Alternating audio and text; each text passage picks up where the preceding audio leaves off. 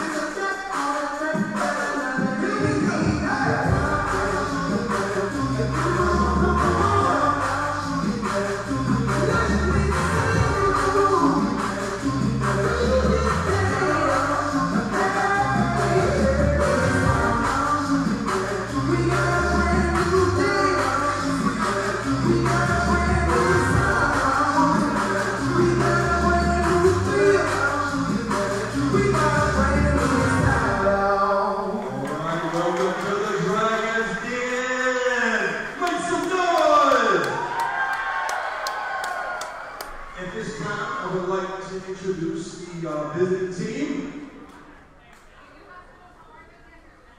the Upstate Cats. Let's give them a warm welcome. Be nice now, be nice. Give it up for the Upstate Cats.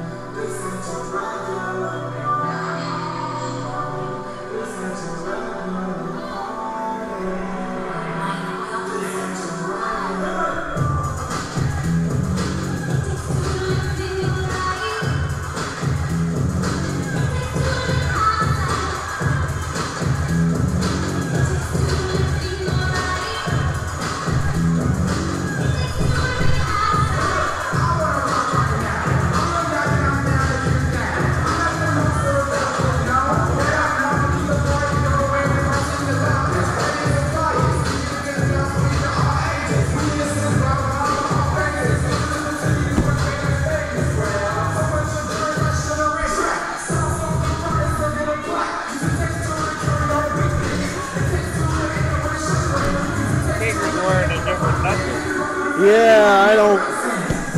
Probably makes them feel special.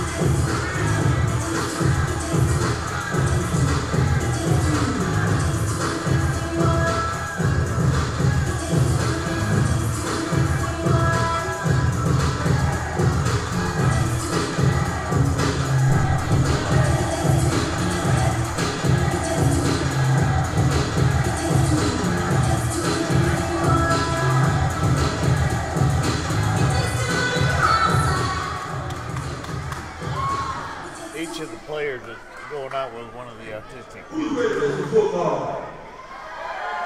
Oh, come on, y'all gotta do better than that. Who's ready for some football? Yeah, that's what I'm talking about. All right, Upstate Dragons dance team. Let's give them a round of applause. Make some noise. Are we on? Yeah, but I think the mics are muted. Oh, okay. All right, we're going to announce tonight's lineup. This is Autism Month. So we got some little friends that's going to be walking out with the players. So make sure y'all make some extra special noise. All right, number 2, Shane Martinez and Johnson.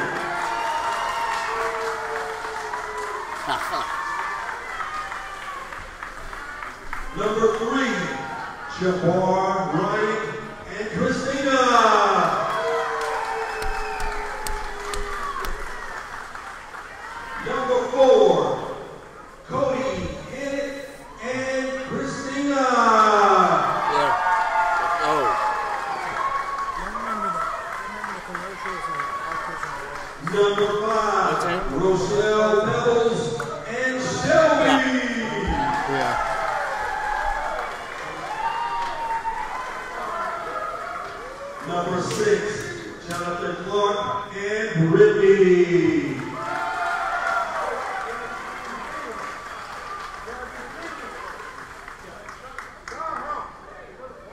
Number 7, Jonathan Andrews and Zachary.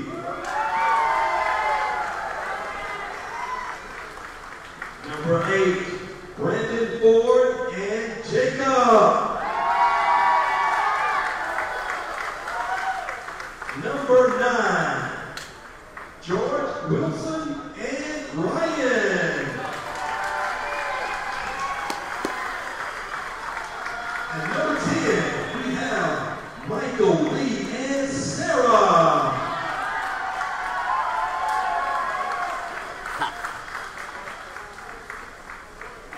And number 15, we have Nick, Darius, and Lee.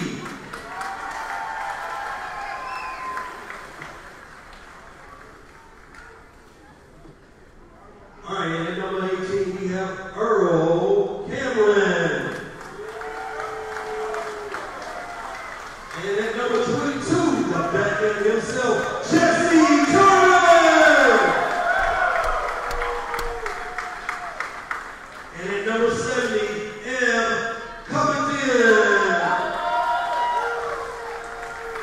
And at number 39, Xavier X-Man Smith. And at number 50, we have Brandon Wallace. Coming in at number 61, we have Gerald Holbrook. And at number 72, we have Brandon Bingham. And at number 79, we have Julian Wright. And at number 93, we have Joseph Reed. Last but not least, number 99, Shane McCoy. And at number 33, Austin Bill. All right, let's introduce the coaches for the Upstate Dragons. And linebacker coach, we have David Phillips. Offensive and defensive line coach, David Richardson! And at defensive back coach, we have Nicholas Weidman. And at assistant D-back coach, we have Mike Donald. And Doug Collins, defensive line coach. And at defensive coordinator, we have Anthony Galloway. And now, let's make some noise for the co-owner and head coach, Kent Merritt. And Marianne Ribbon, GM and owner. Let's give it up for the Upstate Dragons.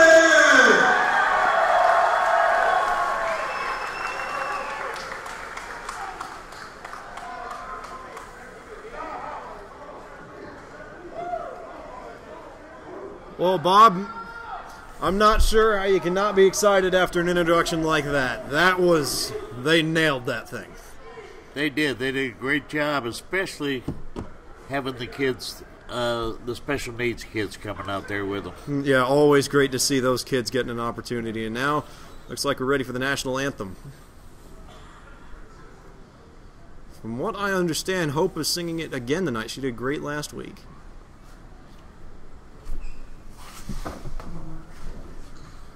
At this time, we're ready to do the national anthem. Everyone, please rise and remove your hats.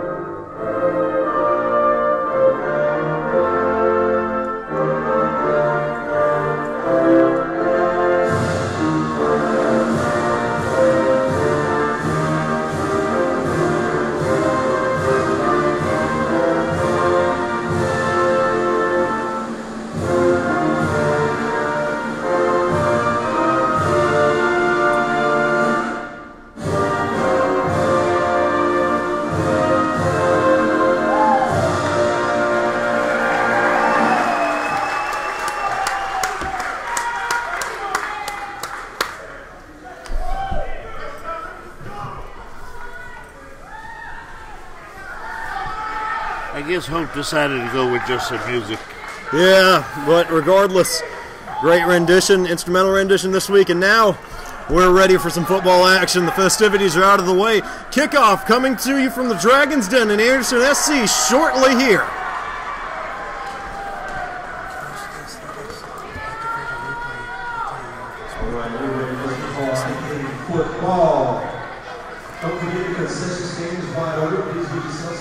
So, Bob, since last week, we've had a couple of new additions to the Dragons roster, namely a wide receiver, Nick Darris and Zay Smith.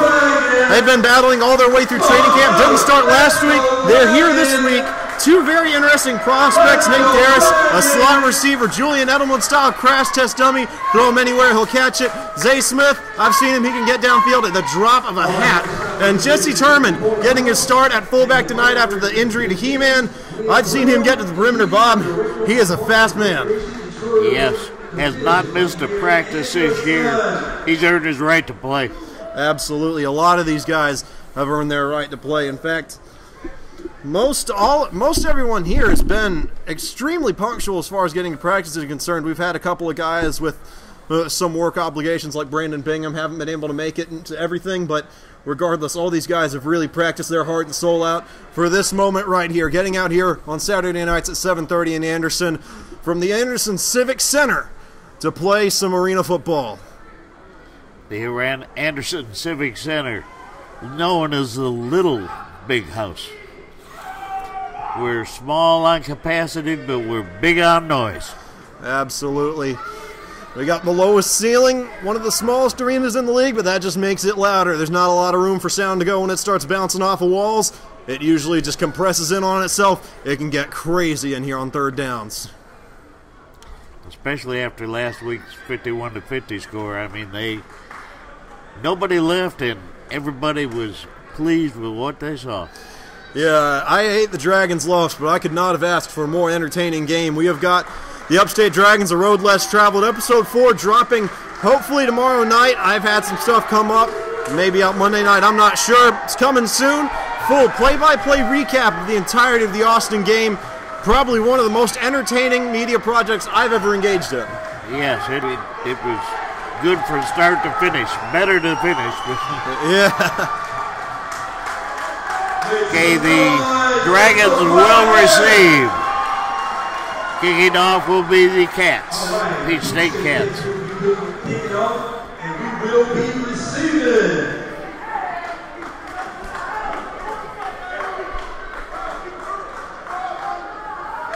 Interesting, the Dragons did find themselves in this situation last week. I'm not sure if they won or deferred, but they are receiving here, just like they did last week.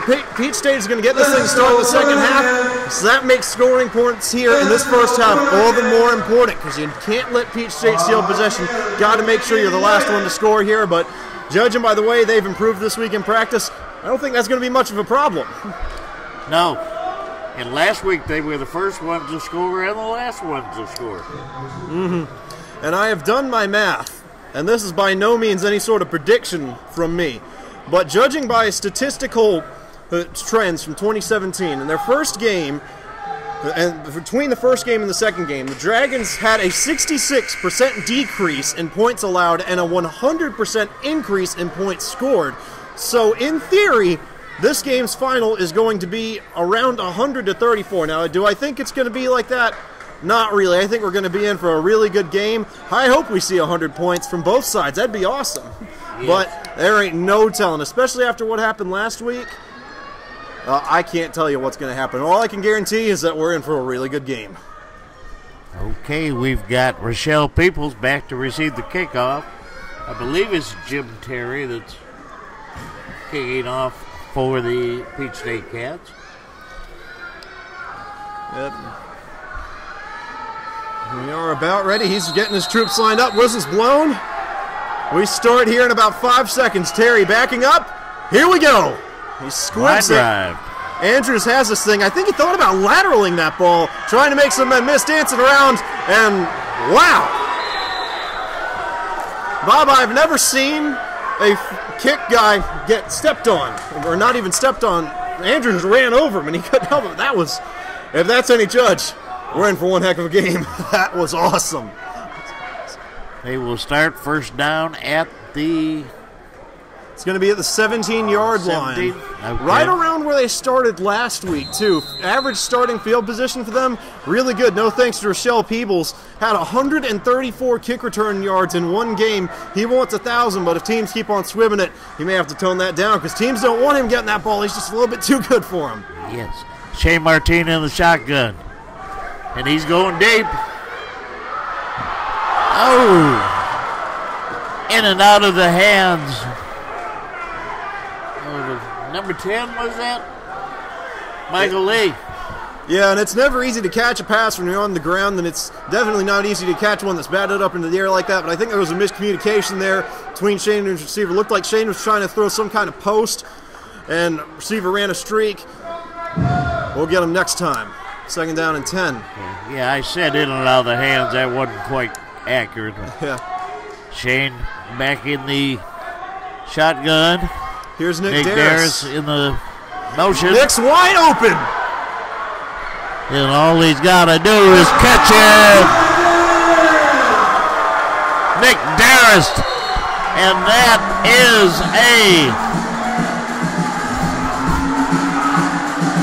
I'll get it here in a That's second. a Pulse Radio touchdown. Pulse Radio touchdown. Did I tell you? I don't know if touchdowns are going to come any easier than that. Looks like a zone look there from the Cats. It's playing all flats. But when you do that, you gamble big time because when receivers go downfield like that, DBs are told not to follow them because they want to guard those short passes, but there were no short passes there. Right. Just a wide open touchdown pass, and like you said, all Nick had to do was catch that ball, and he did. His first career reception with the Dragons is a touchdown. How about that? Austin Peel in to attempt the extra point. Backed up a little bit further than they were last week. Interesting to see how this turns out. They practiced extra points and field goals a lot this week after all the blocks and misses they had. Low snap. Gotta Austin's going to have to improvise. throw it. No, he's going to run it. I can't see. Did he get it, Bob? The Not Dragons are saying he did. Refs say no. right. I didn't see anything from the ref. It was a low snap. They'll get it back. Yep, and I tell you, I really thought Austin had a chance there. He may be 41 years old, he may be a kicker, but I tell you, he's got some wheels. He can run if you need him to.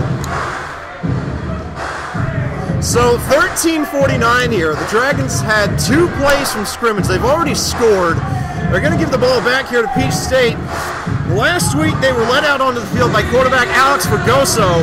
Now it's veteran Chris Brumfield out of Fort Valley State. Played with the Dayton Wolfpack last year. Pretty mobile guy. It'll be interesting to see how the Dragons defend him. He's a smaller version of Darren Ellis, who did give him some trouble last week. Austin will kick off. Back deep is number 1. Omar Wright, and can't make out the other number. But Yeah, you're going to hear that a lot tonight, folks. They've got gold numbers on white jerseys. the kick. Had a little bit of trouble fielding it. He's got some blockers, though. Got a lot of blockers. And he is still going. He got shoved into the wall. He should have gone out. And there we go. So I'm sure it wasn't too fun for Austin. He got run over, but hey, you got to do what you got to do. And it gave Jonathan Andrews enough time to go over there and stop Omar Wright from getting into the end zone. And now, as opposed to giving up a kickoff touchdown, the Dragons have a chance to stop the Cats here. They pulled a couple of goal line stands out of the bag last week. Can they do it again? In a quarterback, Chris Brumfield from Fort Valley State. All right, let's go defense. Chris is a pretty mobile guy, especially when you get down here inside the 5-yard line. You got to look out for him running around, especially out of the shotgun formation. He's going to have a little bit more time and a little bit more room to get things done. He's in the shotgun, gets a pass, has a man come back at him. He is going to be sacked, and sacked big. Number 70. Eb Covington out of Gaffney, South Carolina, a local guy, and just an awesome play there. Sometimes you got to do what you got to do. And I don't care what it is. If you got to grab the jersey, hey, you can't only not grab the jersey if you're on offense. If it's defense, it's fair game. And it really helped him out there. And we had 1st and goal from the 10-yard line. Now it's 2nd and goal from the 25. And a flag. The Dragons are saying it's on Peach State. Could be 2nd and goal from the Peach State 20. And it is indeed false start on the Cats. Start. Yes, sir. That'll bring up a 2nd down for Peach State. And Bob, I tell you, I'm already getting a little bit of deja vu here because this really reminds me of what happened on the Austin Wild's last drive before the first half ended when they went about 20 yards backwards with penalties on an and goal to go situation. Yeah. Peach State doing a little bit of a mockery. We'll see if they can make up the ground. He throws, gets his man, picks up some yardage. Saver looked like number 20. Well, it can't be. There is no 21 on that roster, but it's a slick play call there, just trying to get Brumfield eased in after that sack. It's definitely not fun to take a 15-yard loss on 1st and goal like that. And sometimes quarterbacks get a bit rattled, so that's where those short passes come in. Just getting him some completions, getting his confidence up. How much is it going to help on 3rd down and goal to go from, I think they're going to call this a 22-yard line. Brumfield back, looking deep. Throws deep, incomplete. Yeah, he got excited there. Yeah. Again, it was that. I tell you, we're not going to be able to make out these stinking numbers, but that I'm pretty sure that's 21, same guy that had the reception last time out, and he ran a post, caught a hole in his zone coverage. I believe the Dragons were in cover 1 zone, two outside corners in the flat and 1 guard in the middle. So you're going to have those sidelines open. Brumfield just got a little bit excited and overthrew him. Probably would have gotten him past the original line of scrimmage and put him in a 4th and goal. Pretty manageable, but now 4th and goal from the 22. Do not be surprised if Brumfield just lobs this one up and hopes it gets picked off in the end zone. He's back in the shotgun again. Trips no motion. Gets a snap. He's being rushed. He's going to run. He's going to be stopped. Dragons ball at about the 16, 17. And we'll see where they're spotted. Looking like it's going to be an 18-yard line, and that right there is huge. A sack coming out on the first play of the game. That was big to get this defense rolling, and then just to be able to finish a drive and really stop them. Now they've got a chance to go up 2 possessions, which is more than they were ever up last week. Already seeing tons of improvement, and that's pretty similar to what we saw last year between the Heroes and the Tarpons game. I've said for ages, and fans and coaches have said as well, the team improved the most between Game 1 and Game 2 in 2017, and I would not be surprised to see if that happens again. Here we go. Jesse Turman in at fullback. He can get to the perimeter pretty quick if need be, but passing game's worked pretty well so far. Pretty wide splits with that defensive line. Martinez back, steps back. Hits his receiver. Again, Nick Darris.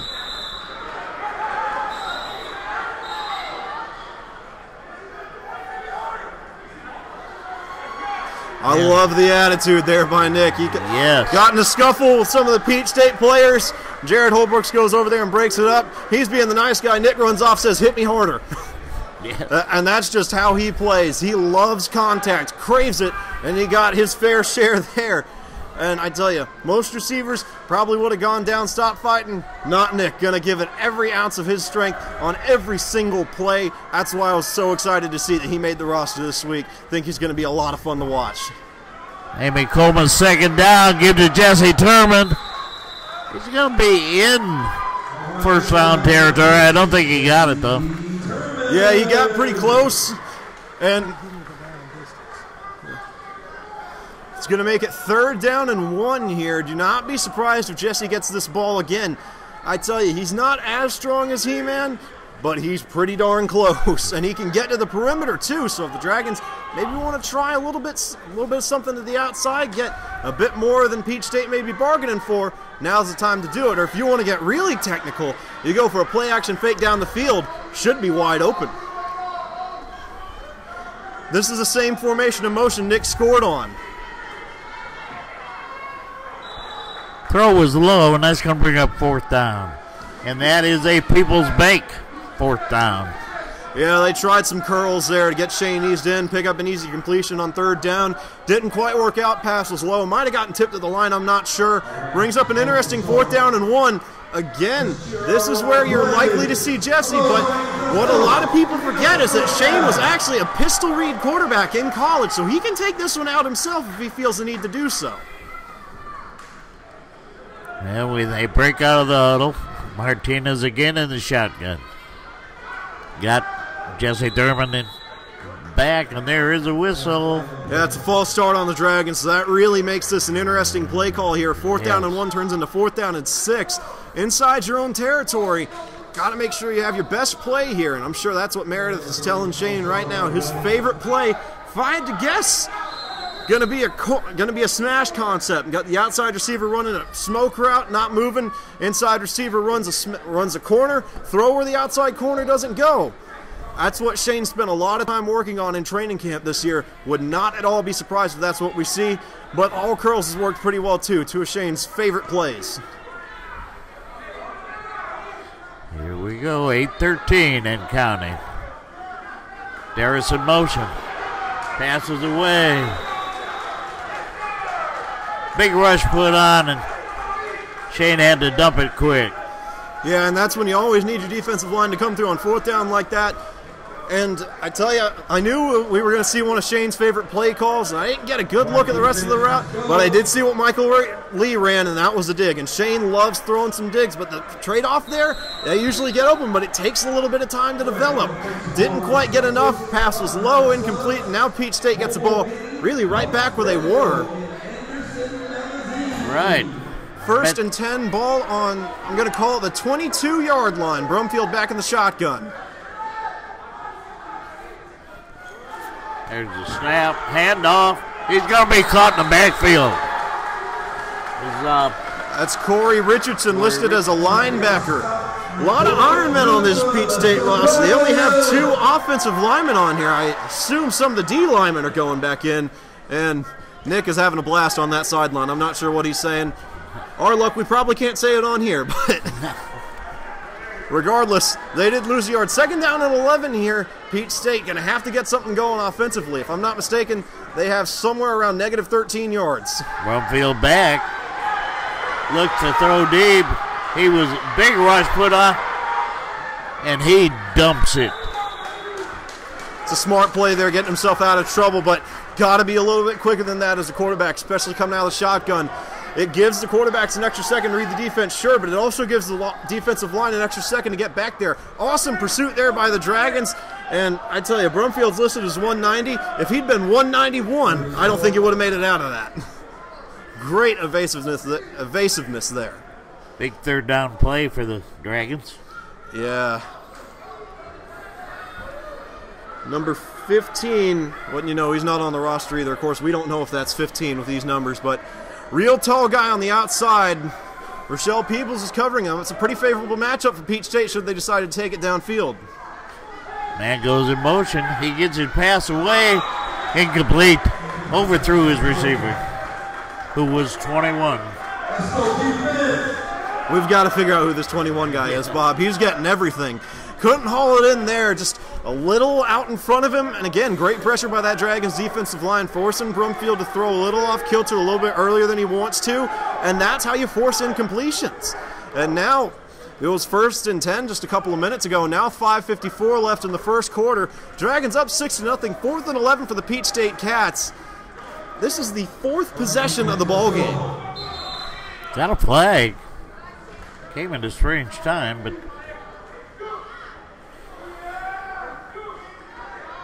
and it is illegal procedure. That's the old one. That marks them back 5. Yeah, 4th and looks like what, 15? 4th and 16. But already been a pretty undisciplined game for Peach State. A lot of, especially pre-snap penalties. Going to have to get that down if they want a chance here now. They're going into trips. That kills zone. Oh, no. That's going to be 10 yards. Receiver man, motion man, false start. So that's going to make this 4th down and 26. Though last week we did see a couple of motion man fouls go for only 5 yards. But this will indeed be 10. 4th down and 26. Or No, they're going to mark it as 5. 4th down and 21. Regardless, still. He's going deep. Yeah. And again, we saw the Dragons do this a couple of times last year. The intentional interception. You throw the ball out to around the 1-yard line, lob it high, let a DB catch it, and if that DB is undisciplined enough to catch the ball, they sacked him again.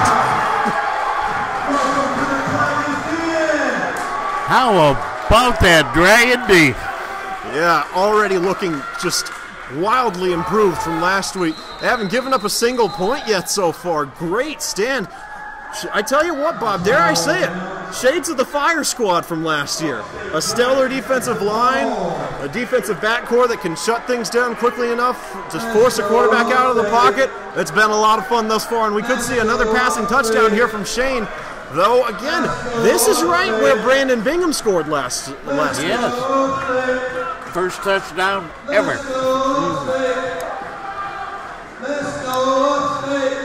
Still got a few fans coming in here. I'd lobby to say we're half full. I cannot see this set of seats that's closest to me, but over there in the back end zone, that's packed. So pretty close to what we had last week. I'd say about 60% capacity, pretty good. All right, here we go. Dragons break out of the huddle. Shane Martinez in the shotgun. Michael Lee's going to come into motion. You're going to see this formation a lot. 2 receivers on one side, 1 receiver on the other. This is in every arena football playbook there is. There goes Michael Lee.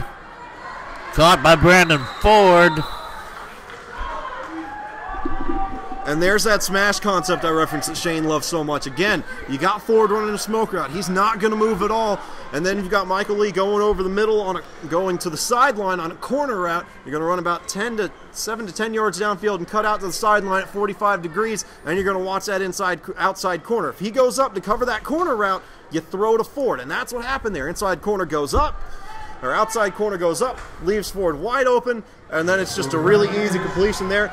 Definitely works to get Shane eased in. And again, it only picks up a couple of yards, but hey, it gets that quarterback in a rhythm. 2nd down. Handoff to Turman. He's close. And again, hard-nosed football from Jesse Turman. That's the kind of stuff we've seen from him all throughout training camp. He's done a lot of stuff on the perimeter. Haven't done that much practice in pads, but when we put him on, he is about as unrelenting as Nick Darris. Work out anytime, Anderson. 3rd down. That's our It's going to be 3rd down and goal from about the 4-yard line. Watch for something to the outside here. He gives to Jesse again. He's still going. He is not down. I don't know. Well, he is now, but exact same play as last time. A little zone run action there. Hey, it worked once. Why not try it again? Jesse's strong enough to plow his way into the end zone. Couldn't quite do it there. Had a brick wall. Now it's 4th down and goal from around the 2-yard line. Again, surprised we haven't seen Jesse do anything to the outside yet. Big 4th down play for our Dragons. Whistles blow. I think we got a timeout. Timeout. Call for water. You know, Bob, I could use some water right now. We don't get coolers up here. Well, I've got you here. I want to remind people that number 1, we have fans in Afghanistan. Aaron Revest is watching the game today. We got fans in California. Isaac Martinez is watching the game today. And we got fans in South Carolina. My wife, who we celebrated our 40th anniversary last week, my wife Kathy is watching the game today. And 40 years, that's incredible, Bob. What, for all the newlywed couples out there, what's your secret? I married her because she's the reason we've been married 40 years. If it had been me, well, I won't say that. But I'd have been in trouble a long time ago. She kept my marriage going and keeping it going. That's adorable. For the game. And now we're back to football action. Big 4th down, high snap. Shane keeps the ball. Oh, and he fumbles.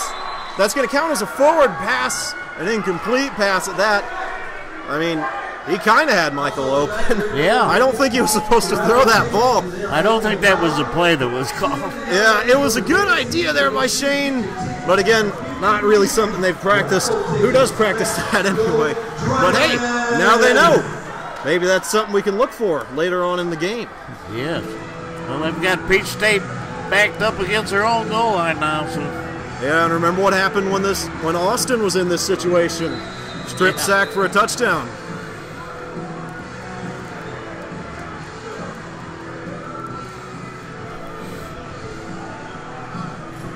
Ebb Covington, Julian Wright, and Joe Reed in at defensive line, Cody Haney and Earl Cameron in at linebacker, Rochelle Peebles, Jabari Bryant Sr. and Jonathan Andrews at your DB spots. There's a snap. They blitz. They've got a free man. It's picked off. It is picked off.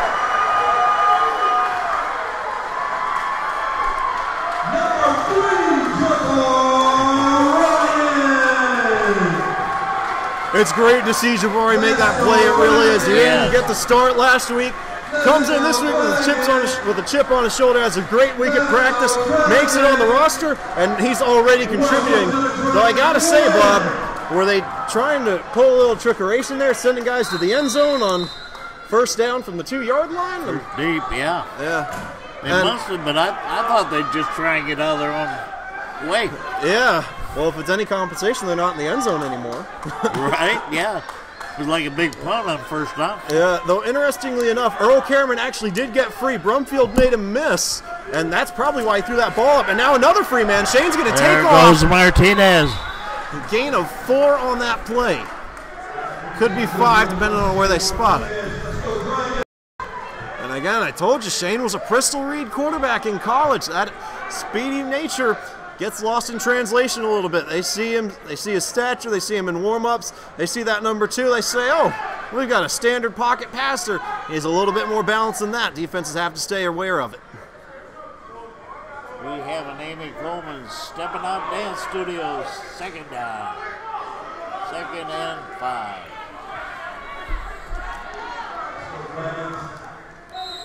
Martinez, and there's a whistle. I think we had number 99 step offside. Yes.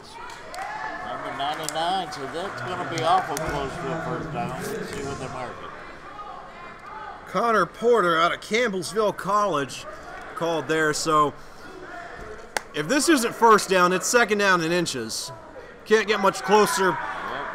And for some reason, no. First down. And there we go. That's a hybrid health first down.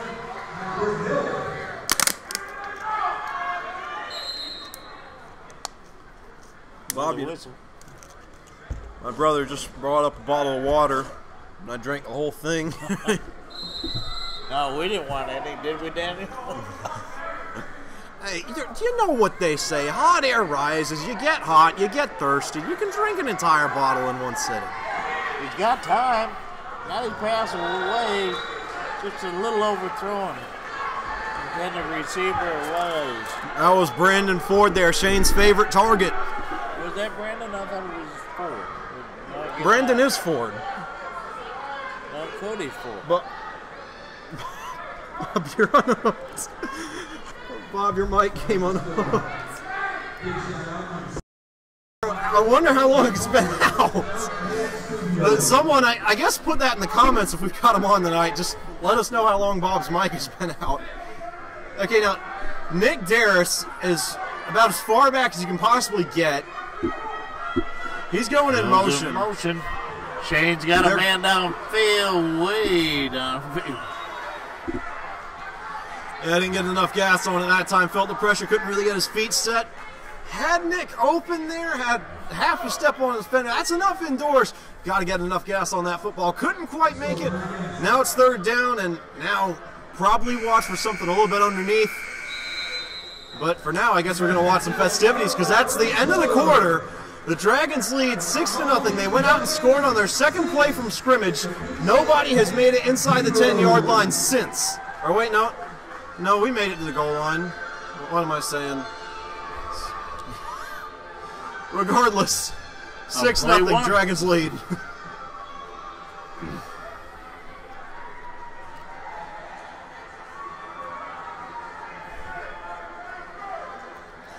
I tell you, Bob, that last play that Nick ran, if I'm not mistaken, that is the third skinny post we've seen out of him tonight. Paid off that first time, though. I am surprised.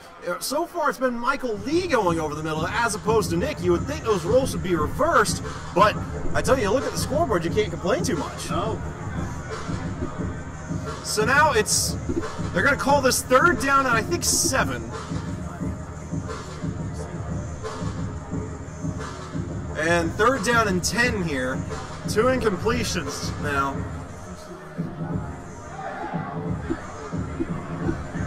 Well, we are seeing arena ball out here. Absolutely. They're going for it all. Jared Holbrooks declares as a tight end. Defensive end turned fullback, turned offensive lineman, turned fullback again, we're just going to call him an athlete now because he, just like Jesse Turman, can play just about every position out there except maybe DB. I don't know, he might be able to play that too. I'd like to see it, but what I was going to say is that he's 6'4", 250, not very big for an offensive lineman, but if you're going to throw him a pass on that tight end screen, he's going to get open, and then he's got the speed to be able to make some guys miss. It'd be a sneaky 3rd down play call, and should you complete it, probably would get you enough for a 1st down here. Yes, Jesse is definitely in shape. Yeah, but the thing is, with those tight end screens, though, usually you can only use them once. Sometimes you can get away with doing it twice if it's in opposite halves. But once you use it once, defense is kind of key in for it. You can't really use it again. But if they were looking at game films, they might be ready for that. Yeah. Nick, stop. Shane rolls, looks, throws an interception.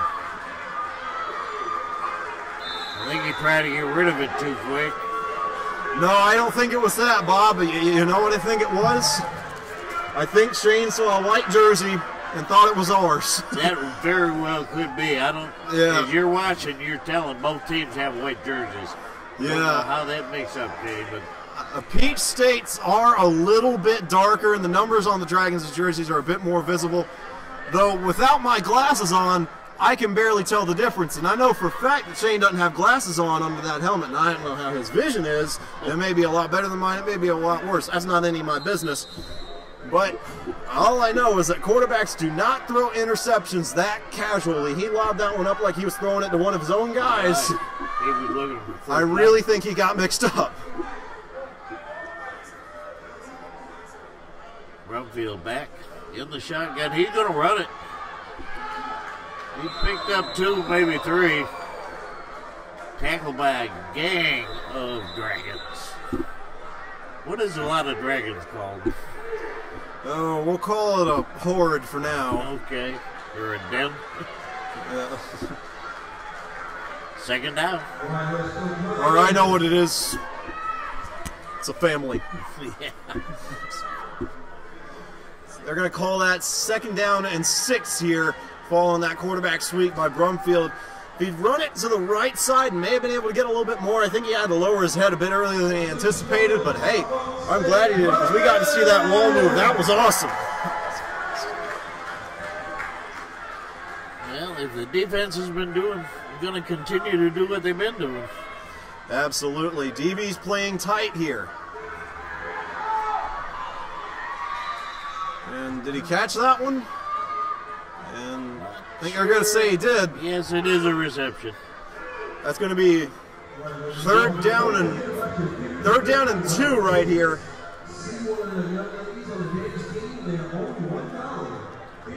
So, for those of you not too familiar with the sport of arena football, I'll go ahead and spoil it.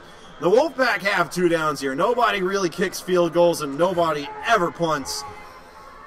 So, in all likelihood, you're probably going to see a pass here, trying to get a little bit more than what they would really, or no, never mind.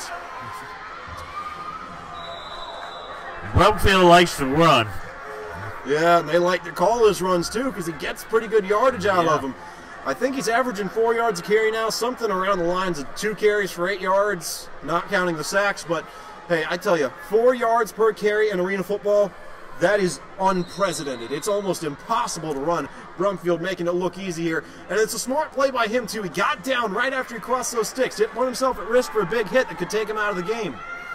Now it's 1st and goal. Yeah, 1st and goal here from the 5-yard line, I believe.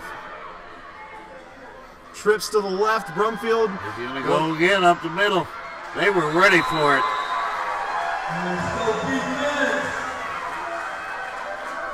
Well, the entire defensive box in on that tackle.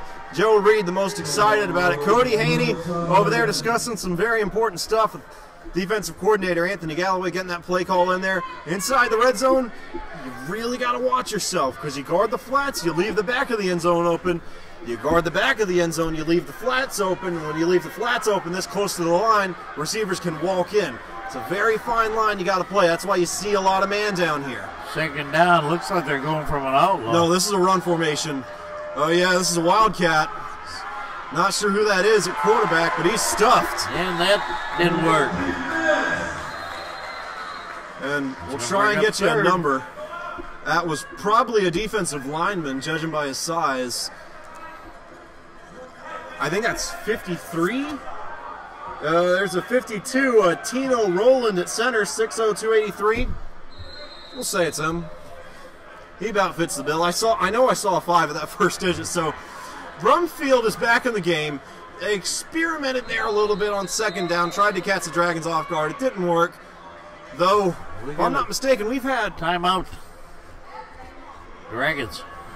All right, wanting to make sure they've got all their ducks in a row. Now, if I'm not mistaken, we have had 3 straight runs in a row. Could be 4. I'm pretty sure it's 3. All out of the shotgun, all from the quarterback spot. I'm counting that Wildcat run as a quarterback blast, because why not?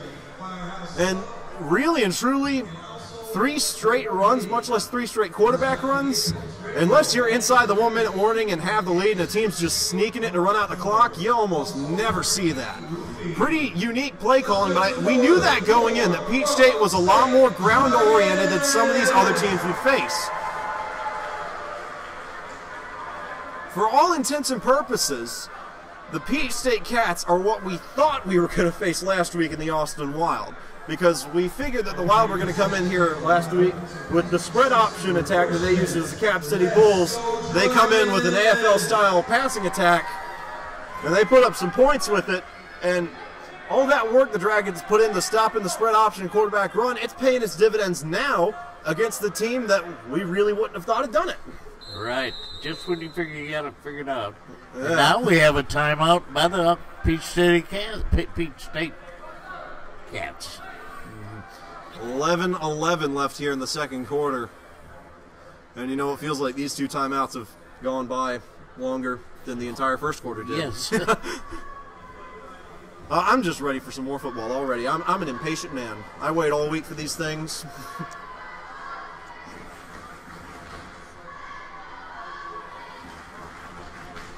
Well, again, you want to mention that Anderson Magazine is our sponsor. Also, the Anderson Chamber of Commerce and Turnkey Roofing. All those guys been a huge help to us sponsoring the team.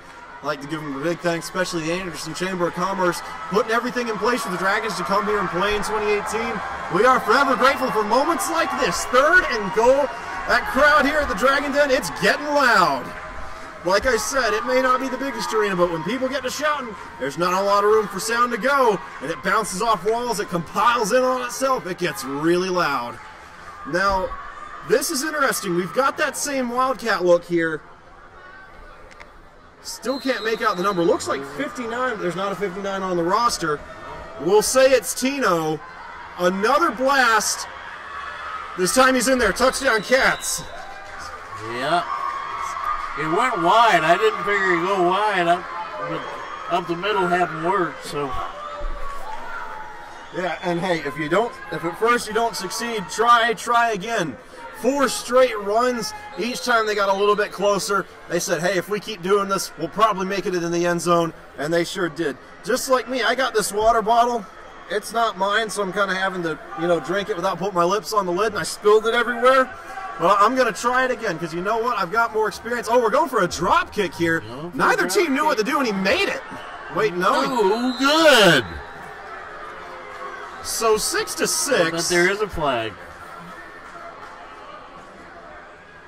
I was wondering, I saw him drop kicking out there during warm-ups, and I thought, well, I know he's not punting. Yeah, we got a false start on the Cats. That's going to push things back. Yes. Terry's going to come off the field. I think they're going to go for 2 here. Now, interestingly enough there, nobody ever drop kicks. And I really don't know why. Because, I tell you, Terry about had it. He really did. And if you get a drop kick, that's 2 points. So last week, we could have gone for that when we went for that 2-point conversion, and I'll leave that up to the viewers to decide if it was a good call or not to go for that, but we could have sent Austin out there to drop kick and gotten the same result. Now, I don't think Austin's ever drop kicked. No. Maybe it's something we need to work on, because I tell you, it just about worked for them. Yeah. I haven't seen a drop kick in, well, Doak Walker was the last one to do it with the Lions that I saw, and that was in the 50s. Well, I'm sure everybody's seen the Doug Flutie drop kick that he had with the Patriots right at the end of his career. But always been surprised. Nobody drop kicks. And I ain't got a clue what happened. That was obviously no kind of false start, because the Peach State Cats are lining up to kick this thing off. Yeah, I mean, maybe it was, I guess the Dragons declined. That would explain it. Oh, yeah, they must have declined because they missed a kick. Yeah. So we got a 6-6 game, 11:03 left in the first half. Yeah. Yeah, the defense allowing 34 points, that statistical estimation I made, that's looking pretty good. Scoring 100 points, not so much, but hey, you never know. Especially after last week, anything can happen. Just like this heartburn I'm getting, maybe it can go away.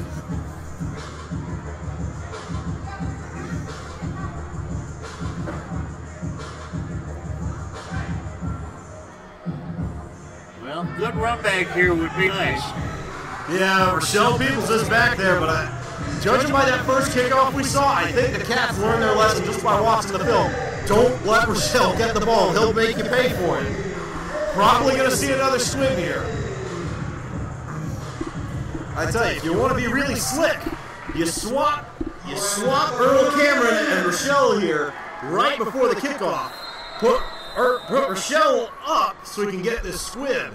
Yeah. Now you got yourself a recipe for success. He might squib again. Oh, no, he's going for the Uno. Not enough on it. Rochelle's going to take this one out, and we got a flag. We got a whistle. Must have been offside on the kick. Yeah, that's what it was. He can't go back much further. Yeah, especially with the 5-yard end zones here. It makes it a little bit more difficult. If I'm not mistaken, the Cats have played one game, I think, against the Doom. And my knowledge, Doom have 8-yard end zones. We got 5 here. Just the name of the game. And it does make kicks a little bit harder, because you can't get quite as much of a run and start. Maybe just got a little bit antsy there, though.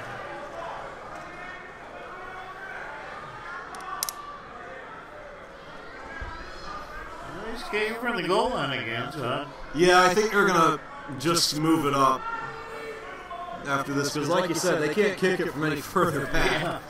So I think they'll just tack on 5 or 10 yards to the end of this kickoff.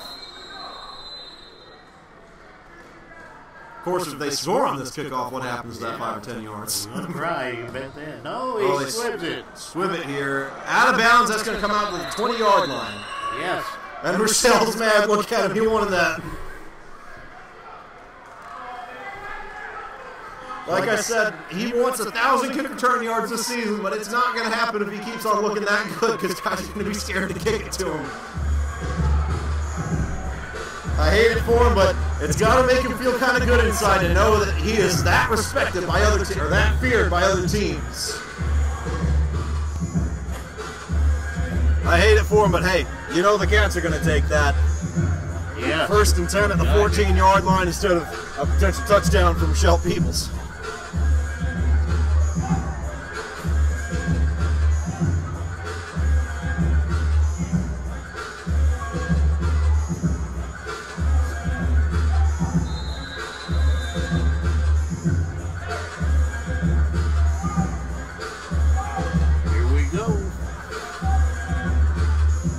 break out of the huddle. Shane Martinez. Jared's in at fullback. Turman standing up. He's fine. Ford goes in motion. He's looking for him. Throws down to the sidelines. Caught.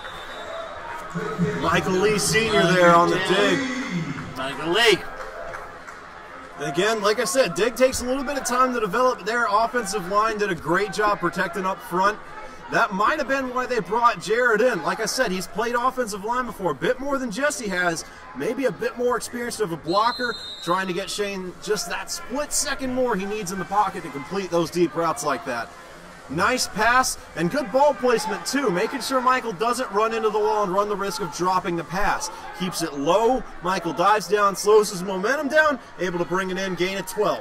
And that is a hybrid health first down. Shane looking. He's got Ford. Man. Oh. I don't know how he got that high, but he got hands on it and almost caught it. Yeah, and just a little bit too long. Hung around there, and that's just something that'll come with time, but awesome, awesome effort there by Ford. I tell you, it's not fun catching passes going up against the wall, especially that back wall we got over there. We patted it as best we could, but it's wood behind that. Yes, and behind that it's cement. Yeah, and I tell you, you could just hear when Ford hit that, you could hear the wood hitting. That was probably one of the biggest hits he'll take all night. But do not be surprised if they go for Ford again on that deep shot, on that post, probably even in this quarter, just because of how open he got there. Yes. They break out of the huddle. Got a flag. Yeah, I think we've already seen more flags so far than we did in the entire game against the Wild last week. Yes. And it's going to be Peach State. Dragons. I'm not sure what Peach State's defensive coordinator is doing, but you were right. It's on the Dragons. False start. 2nd and 15 now. Ball on the Dragons, 23. So it is 2nd and 15. Got to go a little bit further, but the pro here is that it opens things up downfield. You've got 5 extra yards to play with. And look at this formation. Ford's going to go into motion here. If you want him on that post, you've got extra room to lead him down the field. And they're playing deep. Oh, he shakes off a tackle. He's got an open field. Shane Martinez, and that's a first down, a hybrid health first down. And dare I say it, pistol read quarterback is Shane Martinez. He can take off. Awesome elusiveness there. I thought for sure he was going down, slips through some tackles, cuts it upfield for a 10-yard rush, his longest of his career. So now, the ball's, it's 3rd and 5. Ball's on the 17-yard line. Your post to Ford, a little bit less viable, and routes do tend to get kind of condensed down here. And so in the arena game, we still call the 20-yard line the red zone. Now look at this. Brandon Bingham's the tight end. If they want him here, look at this formation. Yes. If they don't loop Ford, Brandon's got 1 DB to beat. Timeout. Called by Coach Meredith. He saw something he didn't like. Or maybe he saw something that he did like and he hopes Peach State comes out the same way. Yes, that could be. I tell you, the way that formation was played, that safety was playing almost all the way to the right side of the field. There was only 1 defensive back over there. If they brought Ford down to the line and looped, I think that would have been Nick on the outside over there. They bring Ford down on the line, loop Nick around. There is nobody over there. The tight end screen to Brandon Bingham is wide open. He goes in untouched. That may be what they dial up here. But like I said, you only really get to use it once a game, if that. They like to do it in the red zone just because that's where it has the highest chance of scoring. But it's a great way to keep defenses in check. I can almost guarantee we're going to see it once. Yeah, I believe you're right on that. Dragons break out of the huddle. Brandon Wallace over the ball. And likely no screen here. Brandon Bingham did not declare as the tight end. All right, on motion, Ford down. They've got Ford. No, cover 1. Martinez Now he's got touchdown!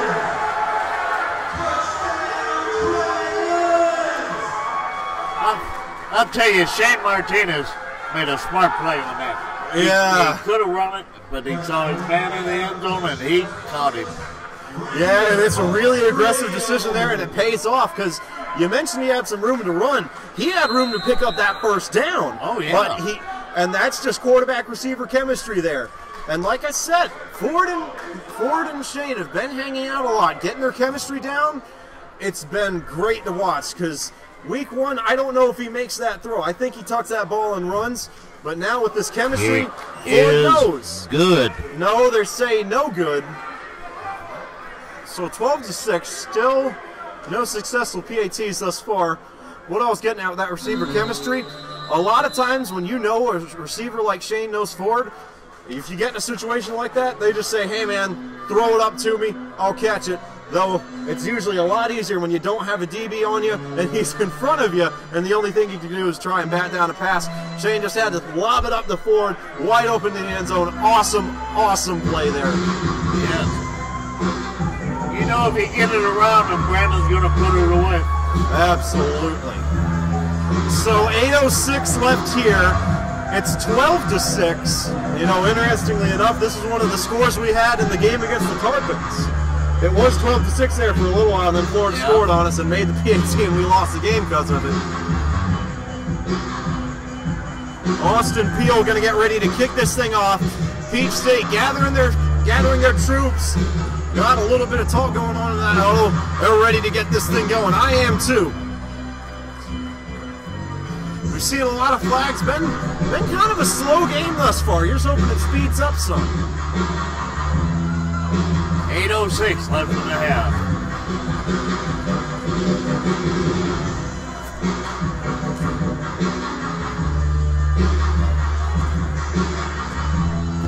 Bob, you know, there ain't forget 21 not being on this roster.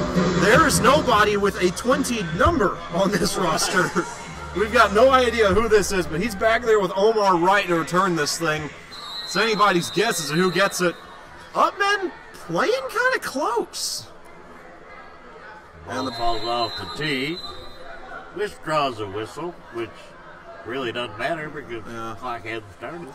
Yeah, I tell you though, the wind in here is just killer.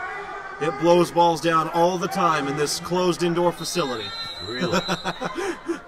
I'm just joking. He probably didn't have it on the tee that well. We've got it now though. Looks stable. It is stable. He's going for the Uno. Not going to make it. It's fielded by Omar Wright at the 2-yard line. He's going to take it out past the 15. Lowers his head. He is stopped dead.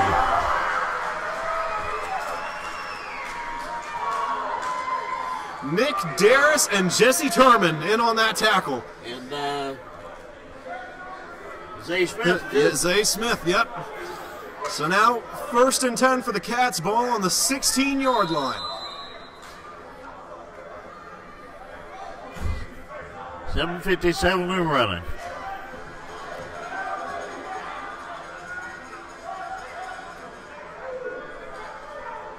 Brumfield, he's taking his helmet off. There he goes. He puts it back on. I didn't know what he was doing there for a second. I'll take my helmet off for this one. I don't catch the defense off guard. It caught me off guard. Omar Wright loops around. He's in motion. He's got Wright. Ball was late. Hit late. Pass it knocked down. That was That was Jabari in there. Jabari. And I tell you, number 3. And I tell you, I know I say ball is late a lot. That doesn't mean it's uncatchable. It just means it gives the DB enough time to get in there and make a play. And that's exactly what we saw Jabari do. If Jabari is not there, Omar Wright makes that catch and goes into the wall just a little bit harder on him. But because the ball was late, Jabari had that extra second to get over there and didn't really even try to knock the ball out, just kind of ran straight into him, and that was enough to draw it out. Now, interesting look here, receiver stack. The Dragons have not defended this year. They've done it a little bit in practice. See how this goes. Interstack motion there. Omar Wright got open. Brumfield's going to have to take off. He fumbled the ball. And that's going to be a Dragon recovery.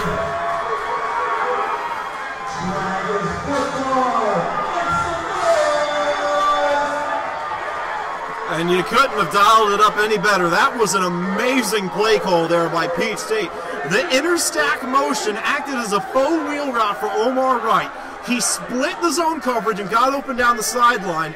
Chris Brumfield saw him and had him, but the defensive line got there in time, forced him to tuck it, and then he just didn't hang on tight enough. Cody Haney was able to go over there and knock it out, and now an opportunity for the Dragons to go up here 2 scores. Shane got to play. I think Kent changed it here.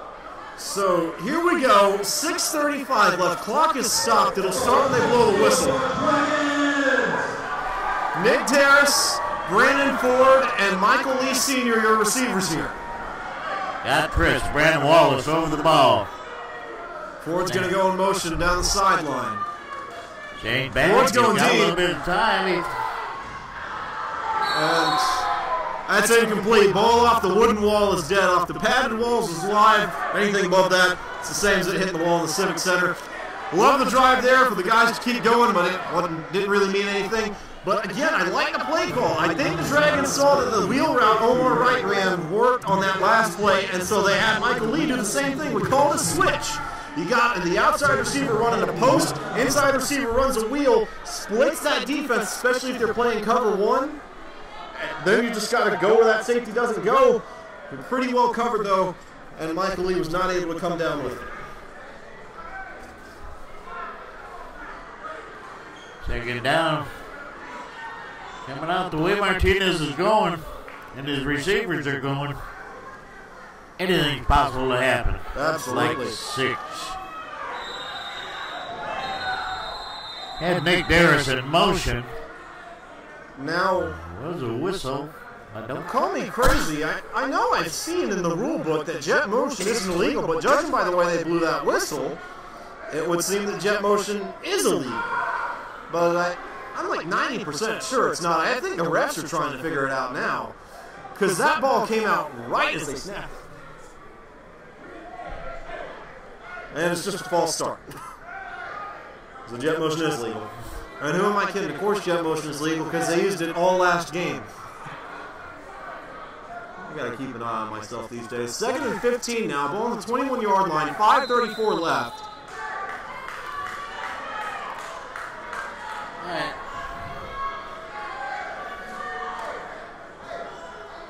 This is just me, and I may not be accurate on it, but aren't the linebackers lined up illegally?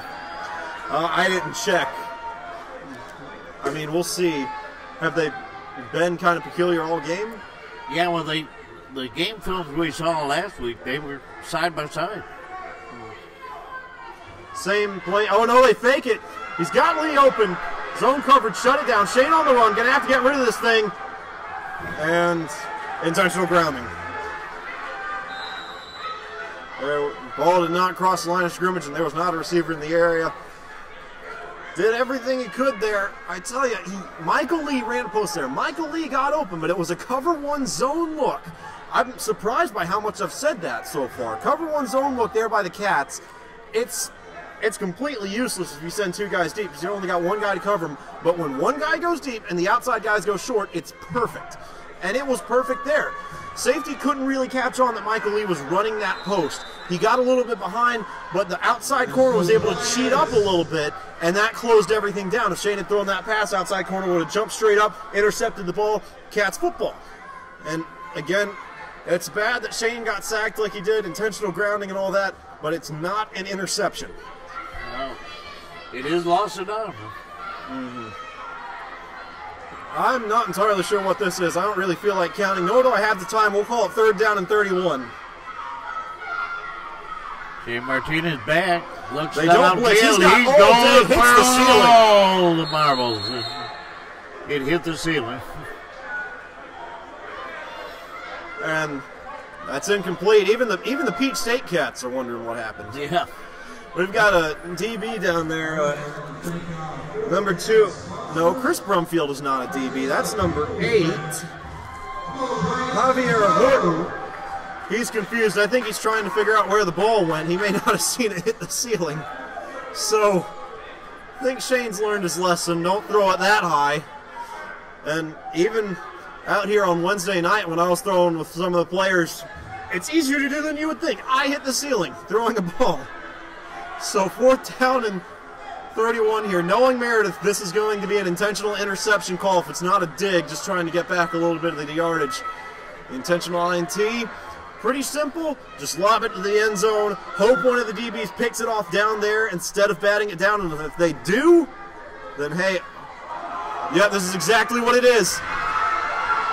That's what they wanted. I think, and he caught it. Yeah. That was a terrible decision there.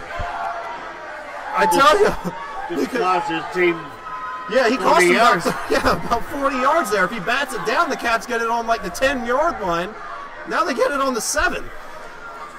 But it looked good on his stance. Yeah. And that's all that really matters, right? 3:10 left in the half.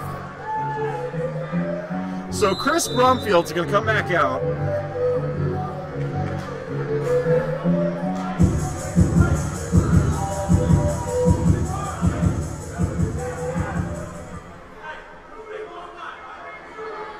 So here we go.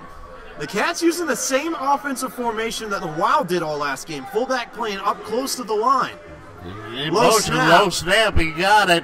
But it cost him. Ball's loose. Fumble him. And that is a fumble. Touchdown, Dragons. Touchdown, Dragons.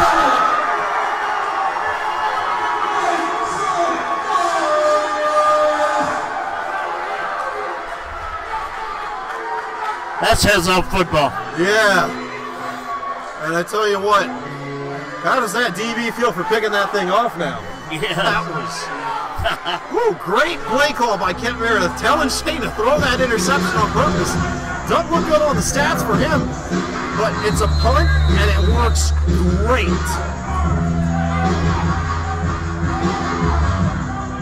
Could not have dialed that series up any better. And if I'm not mistaken, that's Brumfield's second fumble. Is it not? It'll be the second fumble? Yeah. Back to back, really? Yeah, you don't see that out of running quarterbacks. There's usually a lot more secure than that. That'll definitely be something to preach.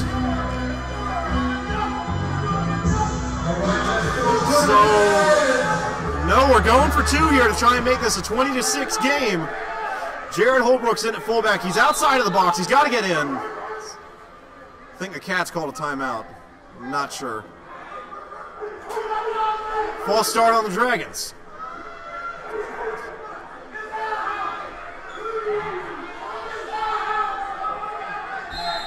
Earl Cameron getting the crowd pumped up down there.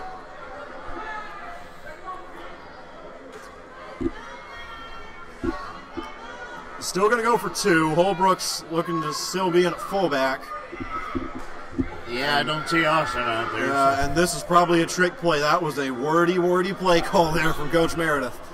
This ought to be fun.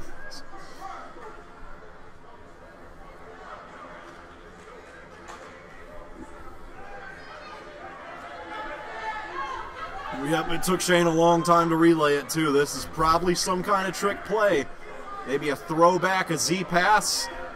It's Meredith. You never know. Yep. Oh, it's a normal pass.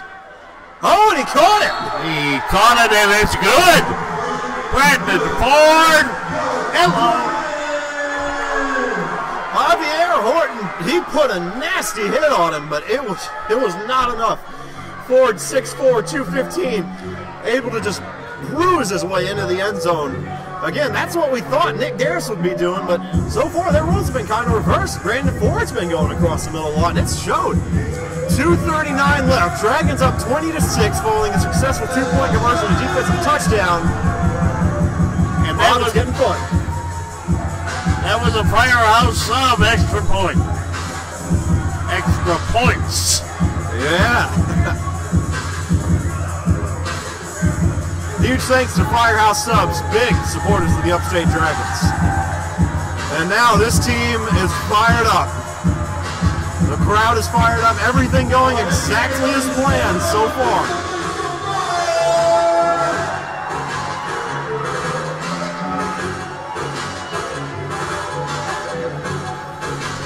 The players are getting the fans. That end zone is packed. Absolutely. Austin's ready to kick this one off. Hopefully the ball won't fall over this time. Still using that 2 return man look. Omar Wright and number 21 out to return. Peel's going for the Uno again. This one's short, could go out of bounds. No, it's fielded by Omar Wright at the 13. He cuts it upfield. He's got some room. Runs into his own man. Tackled down at the 15-yard line. Got to get a number there.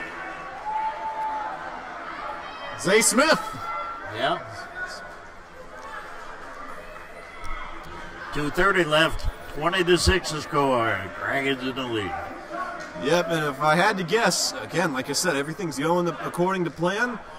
Right here, the Dragons, ideally, they want to run somewhere around 90 seconds off of this clock. Let Peach State run it out to about the 1-minute warning. Then they either score or turn it over on downs or whatever. But I have serious reservations that this will be the last possession of the game. And we got a quarterback change. Kyle Lewis in. Yes, we did. I guess they didn't want him fumbling. And he's not running, he's throwing. Nice! Ball off the wall is live. That's an interception. That's an interception. Yes, it is. Yes. Yes, it is. Another one. So, that was one of the things we talked about on the scouting report this week. Kyle Lewis is not a natural passer. Definitely more of a running quarterback, even more so than Chris Brumfield. And just sailed that corner out a little bit high, a little bit late, too far to the inside, bounces off the wall, and then just great awareness there by Jonathan Andrews, knowing a ball off of the wall is live until it hits the ground. An interception there, and now the Dragons with 1:59. Like I said, they wanted the ball back with somewhere around 60 seconds left, but this will work too. They just need to run the clock out to the 1-minute warning and make a decision from there. But they need to be the last team to score before the end of this half, especially because Peach State gets the ball going into the second half. Right. It'd be nice to, Peach State get a bye. They've got an interception and 2 fumbles in the last 3 plays. Yeah. And I would say they may need to get back to that quarterback run game, but that's what got them into this hole in the first place. Yeah.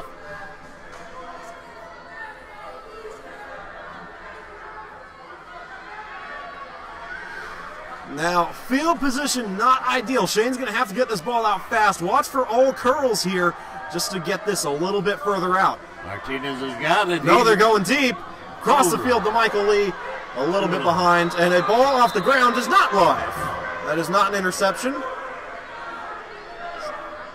Michael Lee threw it a little bit behind him. Yeah.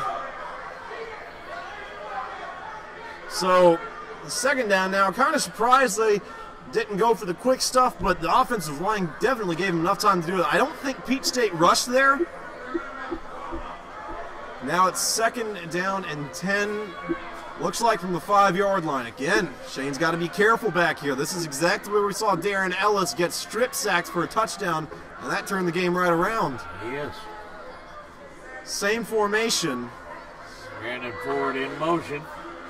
Same play. Same target. Same result. Play.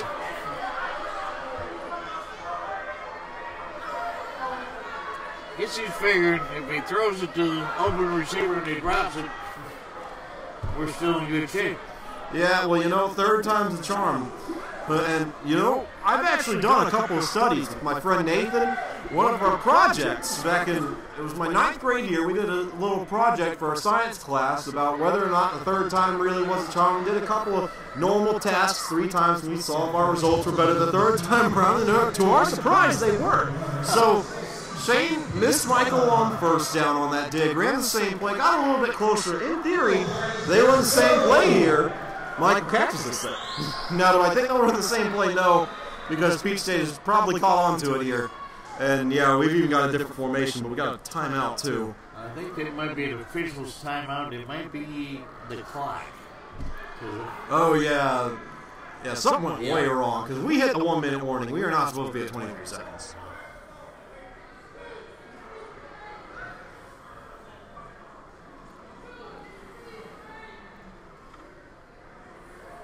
Well, got to mention, too, that we got DJ Nick Malton.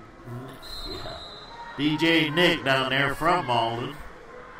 We got CC's Pizza, we got Combs Cafe in Ivan, and that's where the pregame meal was. We got Shane drop back. He's got Michael Lee wide open. Touchdown, Cats. Well, you called it.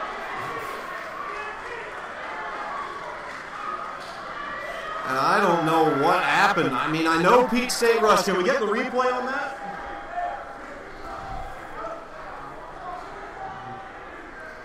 Can't get the replay there, but I imagine Peach State rushed for the rush to have gotten there that fast. And I don't know what happened with Michael Lee. He was wide open. Looked like that cover one zone look again, except those corners played even closer to the flats. There was one guy there to beat. He was on the other side of the field. Shane gets that ball out a little bit faster. It's a touchdown, but the rush just closed in on him. I don't know what happened. Regardless, though. Looks like Terry's going to try to drop kick again. Yeah, and he made the drop kick, though. Craziness with the scoreboard here. That should be... Yeah. They counted it as a safety, even though I saw Peach State get the ball. I'm pretty sure Shane fumbled it. And a drop kick is 2 points. They're trying to get it sorted out. If it was a safety, it's 20-10. If it was a touchdown, it's 20-14.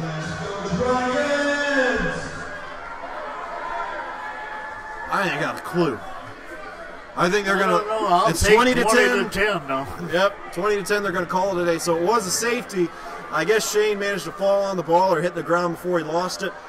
Regardless, though, Peach State, actually, that's a safety. Yeah, they're going to get this one back? No, the Dragons are set to field this, so it was a touchdown? I got to read my rules because they obviously changed something about this whole thing. Well, the drop kick and a safety would make it 20-10. Yeah, but if it was a safety, Peach State would be receiving. Yeah. Yeah. I can't tell you what's going on. But Okay. what I can tell you is that Jim Terry is out to kick this thing. Rochelle Peoples is back deep to return. The Dragons have 9 men on the field. Somebody's got to get off. Earl Cameron's leaving. The Cats still haven't gotten the ball on the field.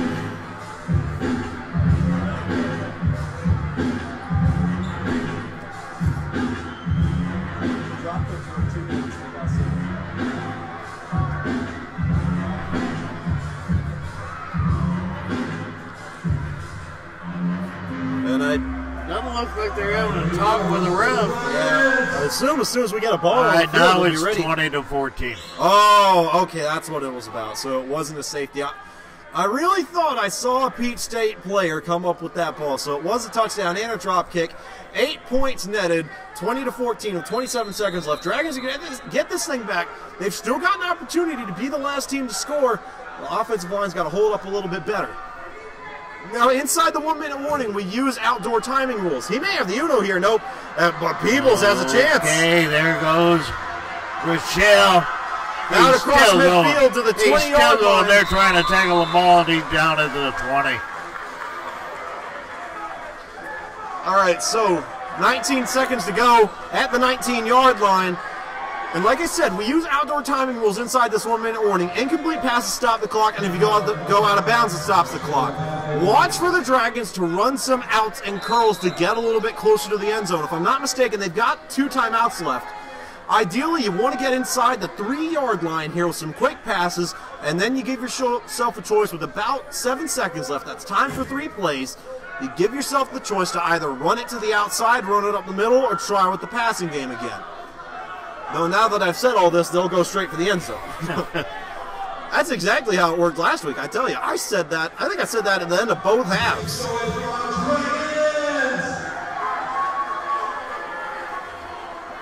Ford's going to be in motion. I got a hunch they're going to Ford. Yeah. Those DBs playing soft. They are going to Ford. Jump ball! And DB just couldn't hang on. Incomplete. 12 seconds left. And again, clock stops there. So now, 12 seconds left. You got 5 plays. That's it.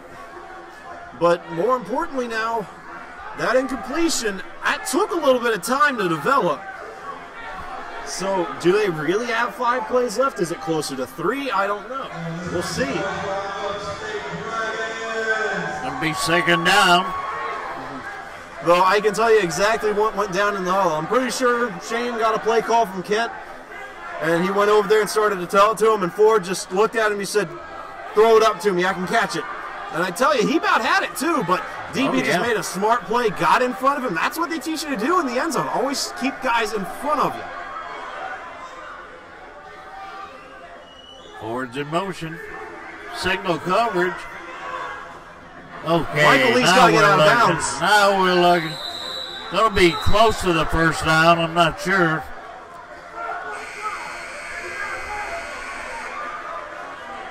That's not going to matter. No, Michael Lee got shoved out of bounds with about 5 seconds left. That is not the end of the half. That's Peach State. They better not be walking on. That's not the end of the half.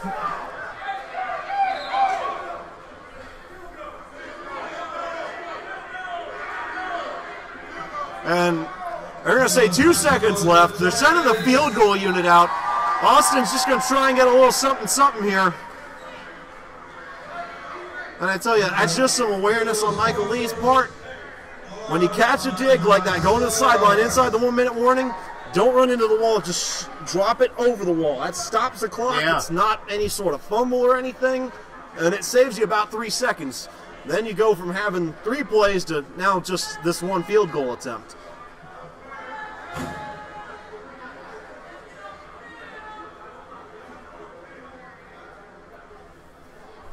Going to be about a 19-yard field goal for Austin. Should be a good way to end the half. Yeah. But we've seen these get blocked. Good to see chaos.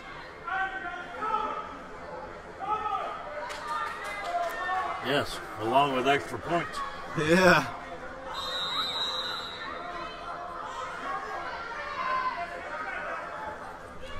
They're lined up and ready. Here we go. Kick is Kick's up. up. Kick is good. Whoa! 23-14, your score headed into halftime. Dragons lead.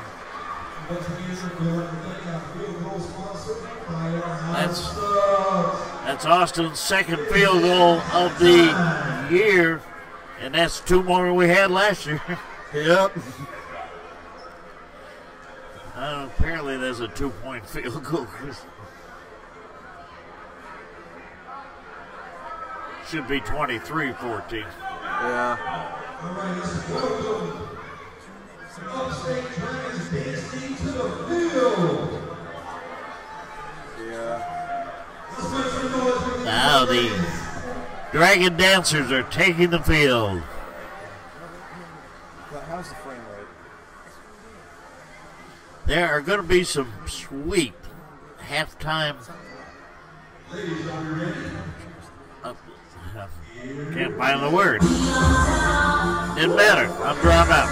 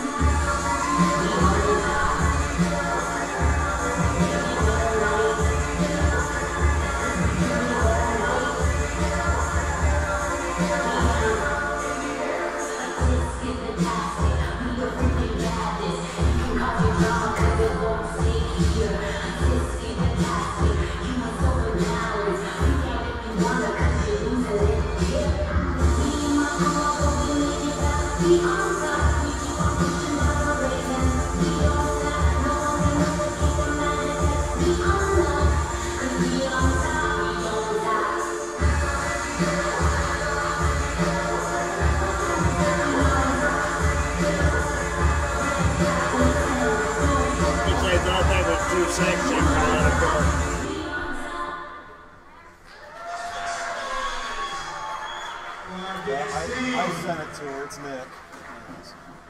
All right, at this time, I need Tyler Pace. Tyler Pace, can you come to the field? Tyler Pace. Tyler Tyler Pace might be in trouble. We're not on. Yeah, we are. Okay. Well, good thing I didn't say anything bad. Yeah, hey, you know, Bob, we called these halftime shows just like we called the regular games. Remember at Florida? Man, that was probably the most fun we had all night. Yes. Yeah, Timmy the Tarpon, I don't remember what he was doing. He was doing something. And then they got the kids out there playing inflatable soccer. Yeah.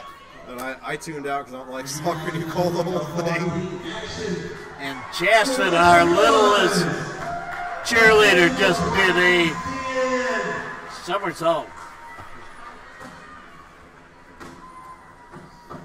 Chaston Haney, daughter of Jack linebacker Cody Haney. It was her birthday last week when the Dragons played the Wild.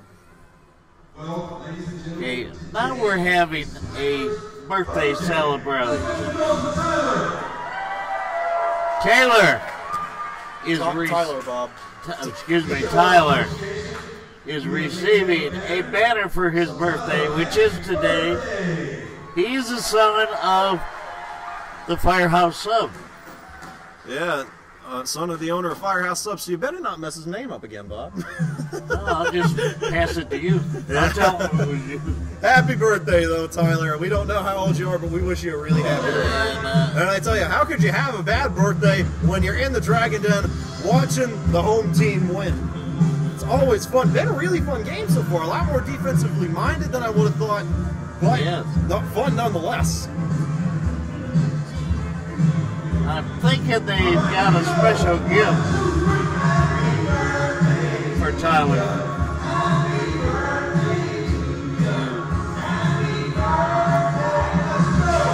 I'm going to do you all a favor and not sing.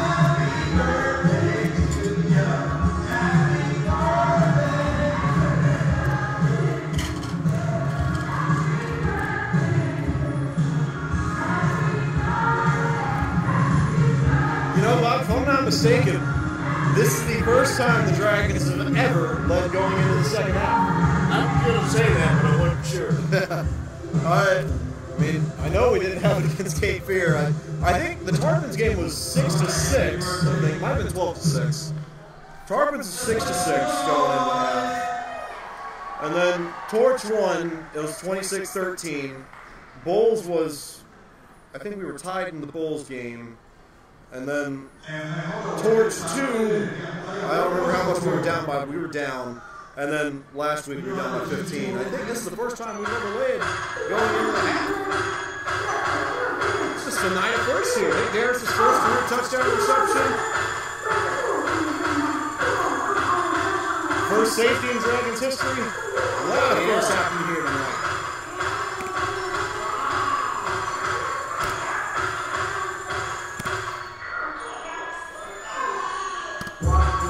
I was getting a bunch of hugs. I don't think he likes it. Tyler's a smart man.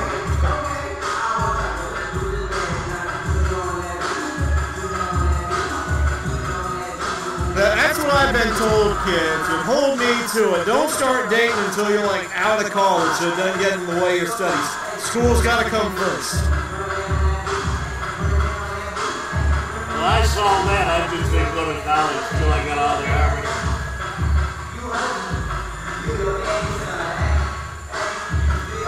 There goes Chaston again.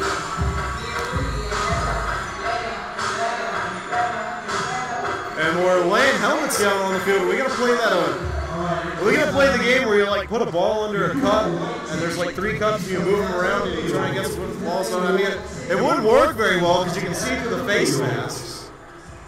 I can't tell you. Oh, this is probably one of those dress-up relays that they have the kids do.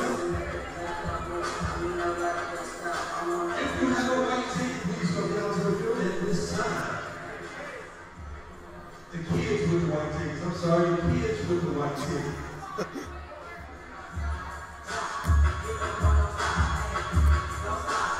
Okay, this is something special. It's Autism Week in, I'm not sure if it's in South Carolina or in the country. And we are paying tribute to the autistic kids that are here. And if you're in the stadium or if you've got them on your film, they're where the blue balloons are, and they are fantastic kids. Before the start of the game, they were dancing.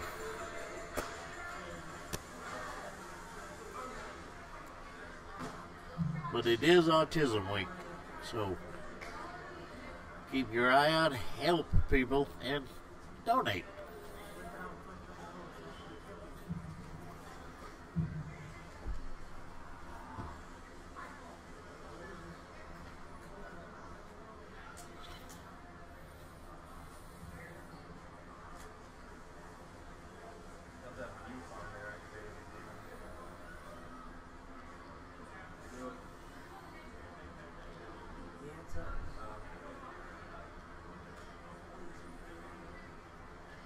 Not sure what they're doing, but I think they're running from the helmets to the jerseys. Yeah, like I said, it's a dress-up competition, I think. So they're probably going to put those helmets on first, then the jerseys, then the pants, and the first one to do it wins. Okay, and I think the winner stays, or if you don't win, the winner goes back. Let's go! It'll be tough to put that jersey on over that helmet. Yeah.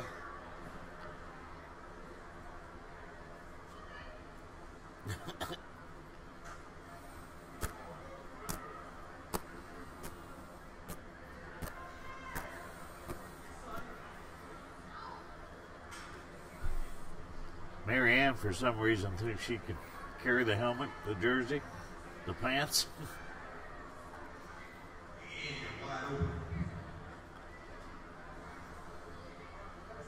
Got 2 or 3 that seem to look like they're ahead of the crowd, but Right, who's winning the race?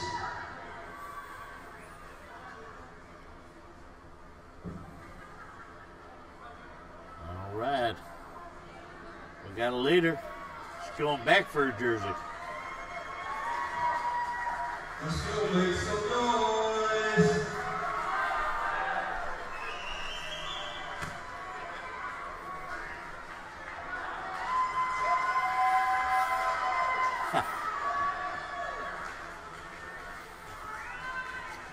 I think she may have to tighten them up a bit, but regardless, I'm pretty sure she won. Yes.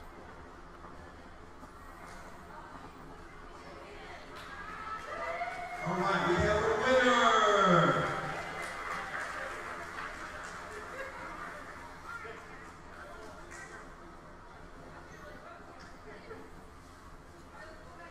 These are great kids, and they love their football. Mm-hmm.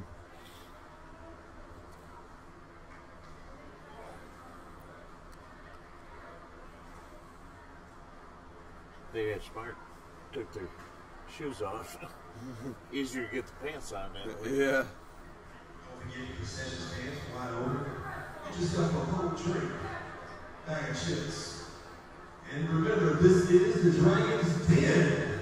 So let's make some more noise. I'm going to sneak up. I'm not going down, but Yeah. there's got to be a place I can hide.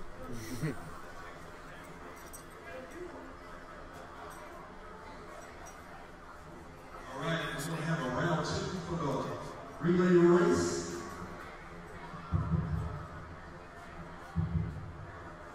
Oh, Andy, you trying to take my job now? Oh, that's what it is? Let's give it up for Andy the Dragon!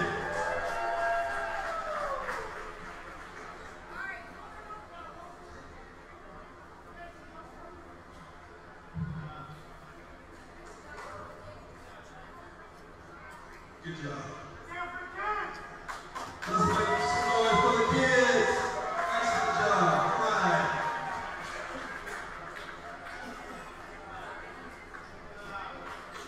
Good job. Good job. Good job. I wouldn't even try to walk over all that until he gets back. All right, this is round 2 of the relay race. Bottom line, we need like 50 more feet's worth All right, of gentlemen, extension. take your positions.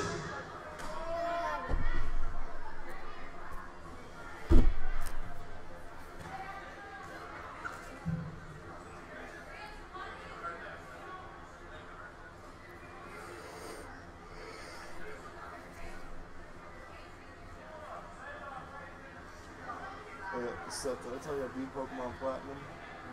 Or I beat the Elite Four, and I ain't got nothing better to do. Especially since school's winding down and Hard Knocks is going off soon. Catching them all 493 because I randomized it.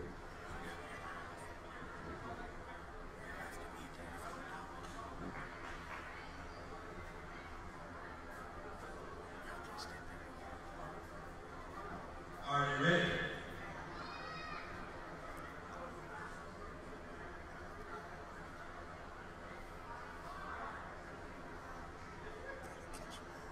On your mark, get set, go!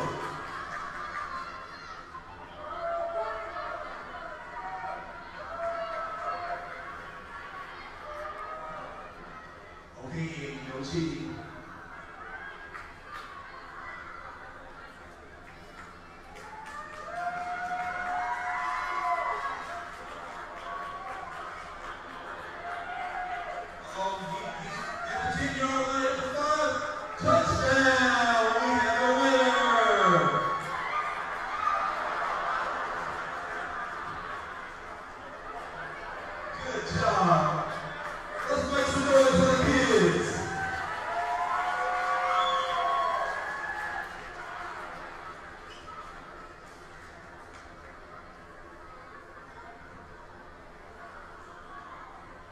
Let's make some noise for the kids. They're having fun.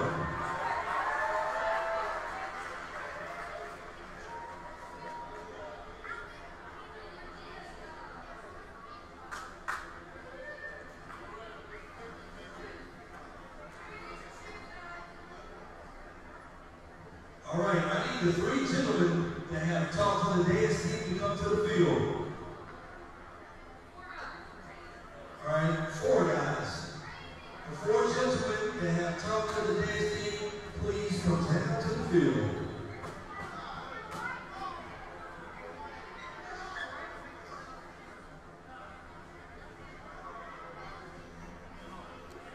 I can't tell you what it is.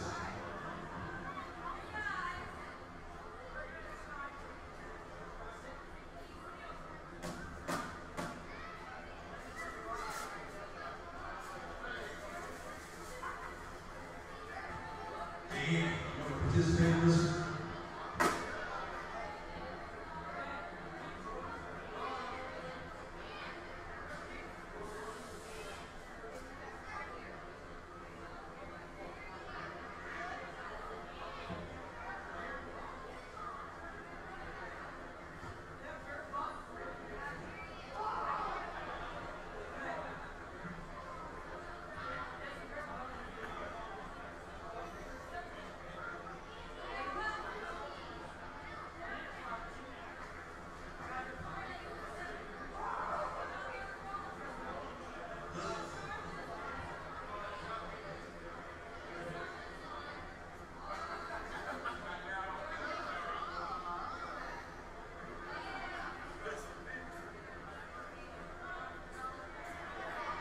All right, these gentlemen will be trying to kick a field goal.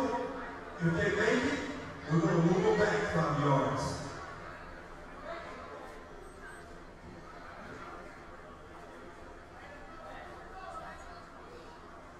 All right, here we go.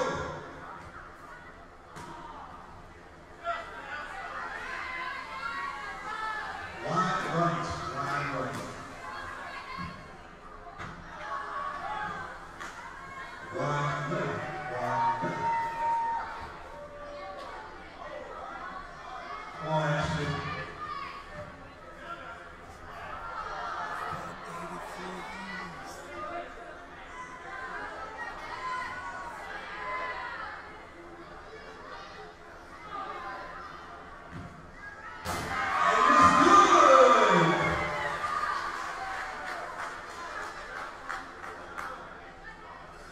The winner of this competition will get a Rhino tool set.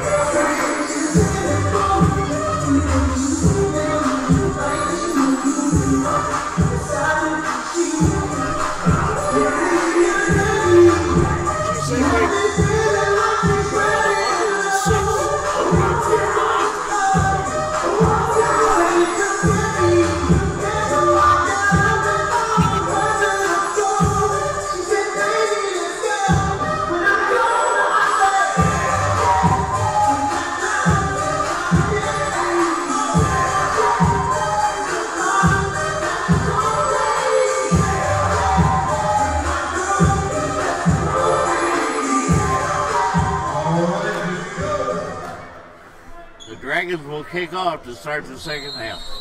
Yep. And this is where that field goal Austin kick comes into play big time. I got a feeling it will.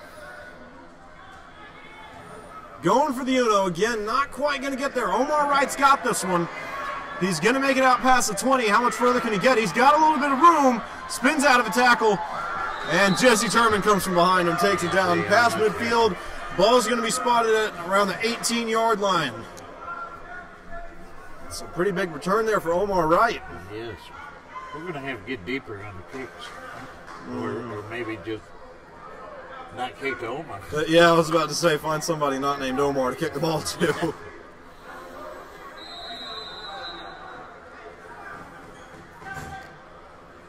Though I will be interested to see what Austin looks like kicking at Cape Fear where the ceiling isn't this low. I think he'll be able to get a lot more distance on him that way. All kickers will. Kyle Smith Smith's back. And a quarterback. I believe we have an offside or got a flag. It's going to march the Peach State Cats backwards. 2nd and 15 now. Ball on the 23.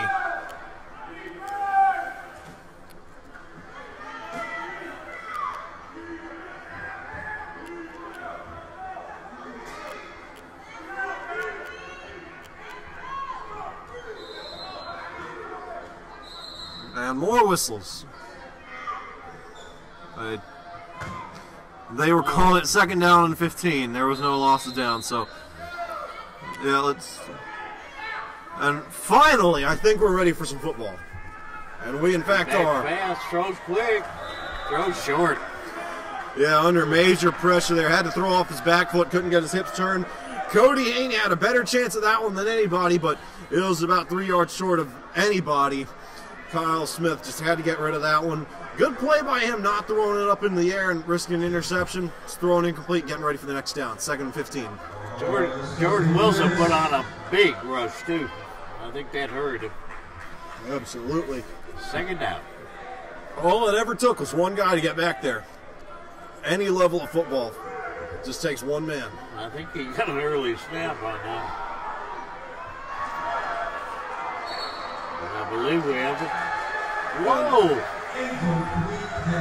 Looked like a touchdown, but it was incomplete. Yeah, we're going to pull up the replay here. Rochelle Peoples on the coverage. And, yeah, they signaled incomplete. Couldn't really see it. It was all the way over there in the corner of the end zone. Omar Wright, the intended receiver, got downfield just as fast as he has on those kickoffs. But a great play by that DB. I couldn't see who it was, but able to get his arms in between Omar's and knock it loose as the ball comes into Omar's hands. Awesome play, great coaching. I think it was Rochelle Peoples. Another pass, and it's out of bounds. That's going to bring up 4th down. See it a little bit wide on him. I think the receiver got a 6-yard hitch, and Smith thought he was running a 4 or something like that. Just a little short of his intended receiver, and now brings up 3rd down and 15. And No, 4th and 15. They didn't change it. So Kyle Smith still in the game. Not look too good passing. You got to have your best play dialed up here.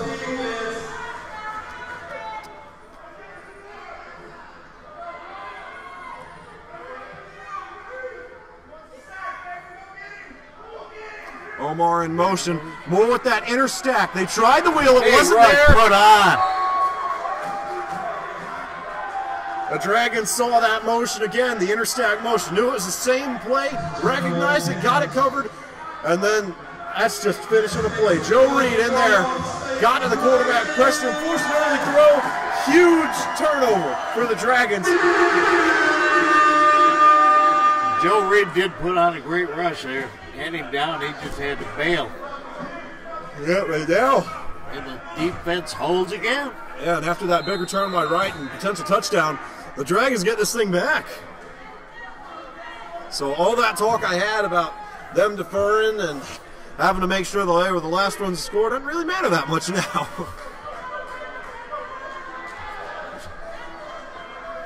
Jared Holbrooks is still in at fullback.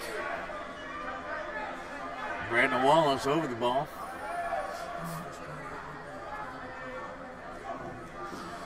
Ford's going to go in motion. He's got Ford.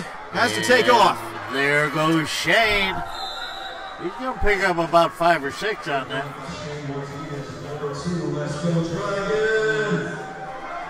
And I think he felt the rush kind of close down in on him, had to get out a bit faster. He had time to throw to Ford, but hey, it's still 5 yards. We'll take that every play. Yes. They're going to call it 2nd and 6. 11:20 left. Dragons still lead 23-14. Amy Coleman's stepping out. Dance studio. 2nd down. Let's go, Dragons! Crowd's getting pumped up here in the Dragon Den. 2nd and 6.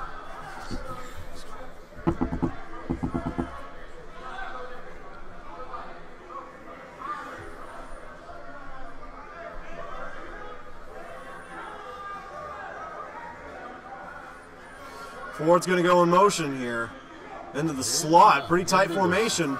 He's got Ford on the corner. He doesn't anymore. He's going to have to take off. He's got some room. Down to the 5. He's down to the 5 and a Dragons first down. Hybrid Health first down.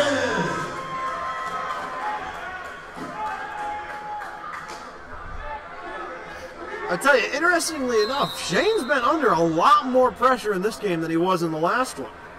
And he's handled it really well aside from the safety, and he hasn't even thrown an interception yet. He's done really well. He's been able to get out of the pocket.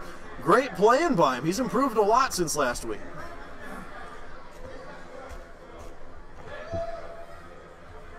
The way he's running, you'd swear it was Marcus. Yeah. He wasn't about 4 inches shorter.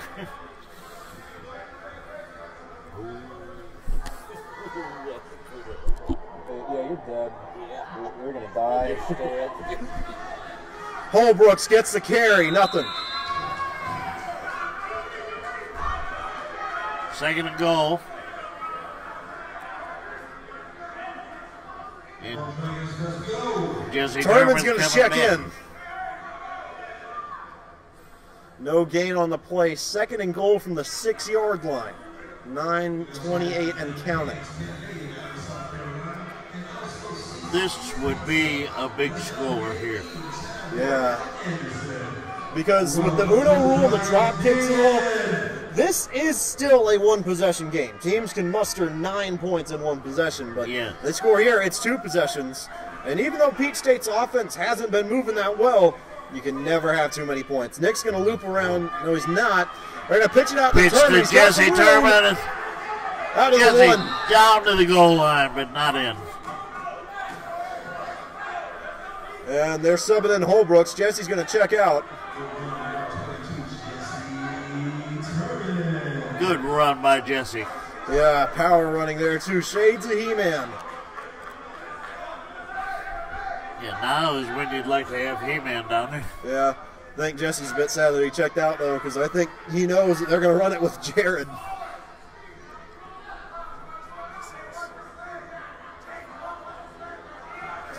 3rd and goal from the 2-yard line. Look at the way that if you throw a screen to Nick, it's over. That works too. Touchdown, Dragons. Touchdown, Dragon. It's a home run. The defensive end with his 2nd touchdown on the year. Yeah. Jared Holbrook. Plus he hit a 2-point. Yeah, and we still haven't figured out who got that touchdown on that sack of Darren Ellis. We think it might have been him too. So like you said, Bob, here, huge score. 30 to 14 pending this extra point. Austin Peele in the kick. The snap, the hold, the kick. Whoa. Off to the left. So 29 to 14. 8-12 left here. Peach State going to get this thing back. You think they're going to kick it to Omar after that last one? I would. The young man is awesome. Yeah. This is American Arena League Football, AAL, at its best.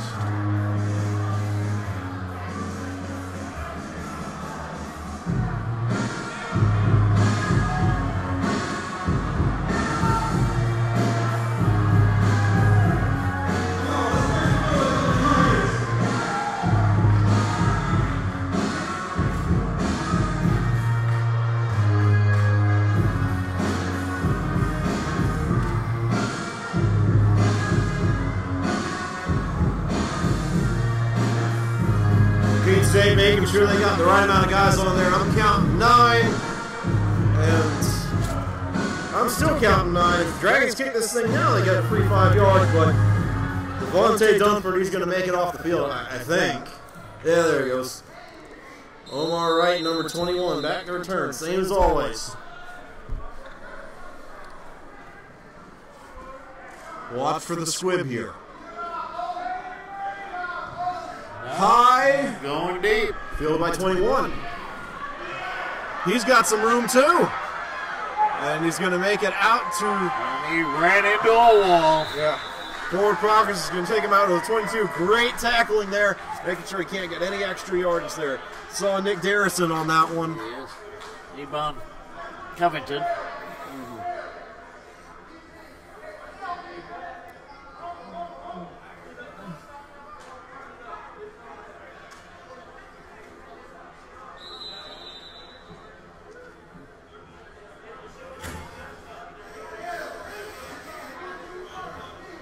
It's a different team than we saw last week. Absolutely, especially on defense. Yes. Coming off the edge, it's just looked, it's been night and day. Because last week, Darren Ellis, he had all day to throw. It's a run up the middle, nothing there. Lose yardage.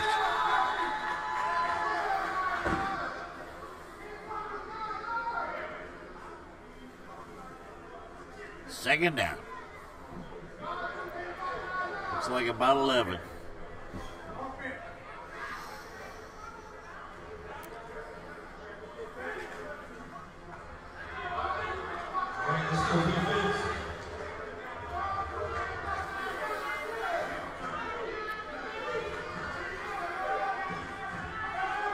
Man goes in motion.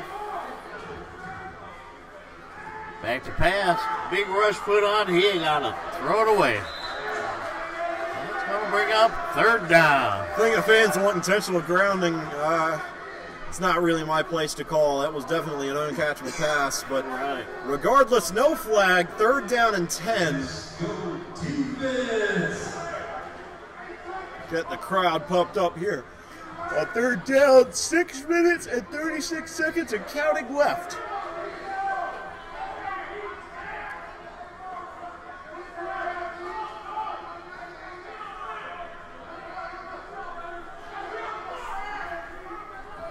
Snap back. 21 goes in motion. He's Quarterback gonna run. He's got some room. Can't make it in the sticks, but he got pretty close. Going to set up fourth down on 1 or 2, depending on where they spot this. They're not really a passing team, it doesn't seem. Yeah, and indoors running usually doesn't work that well, but they've made it work. Yeah. 4th down. Joe Reed's going to go in there trying to get a little speed coming off the edge here. Covington out.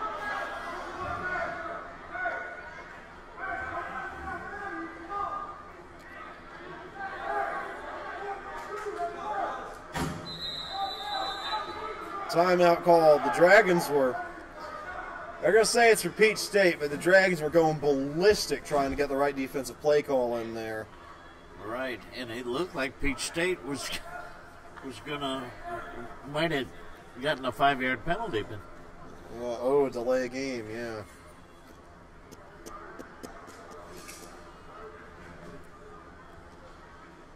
remember, Mobile Mini is one of our sponsors. Pulse Radio, Anderson Magazine, the Anderson Chamber of Commerce, Turnkey Roofing, DJ Nick Malden, Cece's Pizza, and our pregame meal was supplied by Cam's Cafe in Iva. And I didn't get there for it, but from what I heard, it was an awesome meal.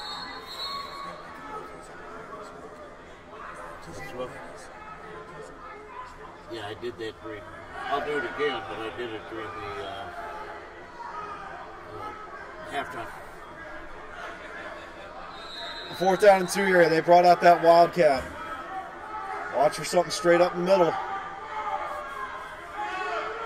Haney's a bit confused. He got a flag. Got a flag because he didn't make it. Turnover on downs if this stands.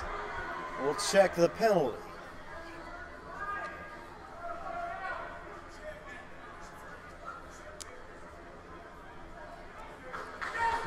We're signaling Dragons ball. Yes. I'm hoping they decline the penalty. That or the flag got picked up. No, they're moving this backwards. I think it's going to set up 4th down and 6. Whistle might have gone before the snap. But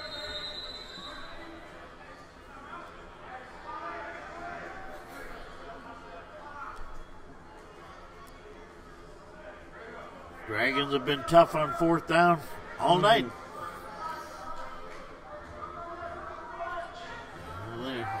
Kyle Smith is back in the game.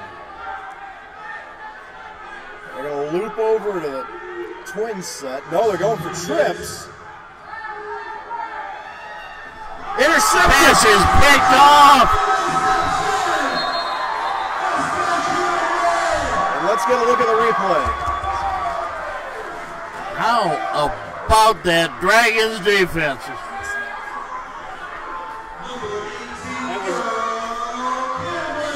That was Earl Cameron on the pick.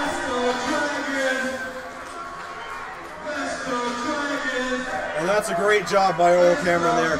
Recognizing that as soon as the quarterback rolls out of the pocket, all linebacker restrictions are off. It doesn't matter if he's the Mac or the Jack. He can go anywhere he wants. Right. And after Smith rolled out, he went straight for the sideline, saw that everything was going to the right, and was just able to jump her out and make an awesome play. And all their quarterbacks are rolling, so... Ball's going to be spotted at the 21-yard line. 5:26 left. Dragons hanging on to a 15-point lead, looking to extend that some. I believe we have a timeout.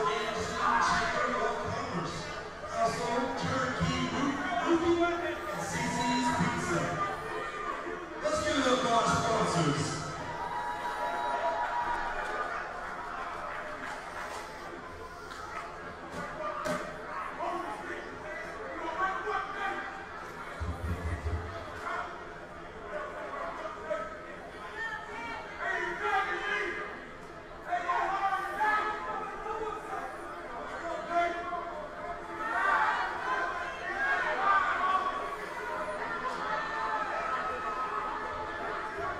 Sorry about the dead air, but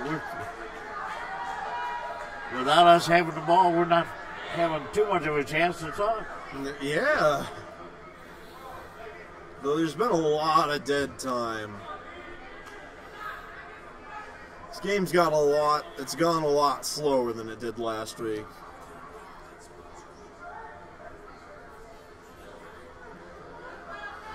Julian Wright declares as the tight end. Yeah, you're right. They're talking about something. Well, we're ready to go. Finally, Jared Holbrook's in at fullback. Michael Lee going to go in motion. Ford and Darris on the outside. Ford moves. He throws deep to... High and complete. And we just lost a football. No, they're going to get that one back. I tell you, there's one kid I've seen that's able to go behind that wall and actually make it out alive. Coach Donald's son has made it back there before. I've seen him do it. I don't know how he does it, but he makes it back there. They'll get that one back. Don't worry. Well, at least we know where it's at, even if he doesn't get it. Yeah. Second down. We'll get it at the end of the year. So they're working on it. I think they got it. No. Yeah, they got it. 2nd and 10, though. A lot of fun off the field. Holbrook's still in at fullback, same formation last time. Lee a bit closer to the line. He's still going to go in motion.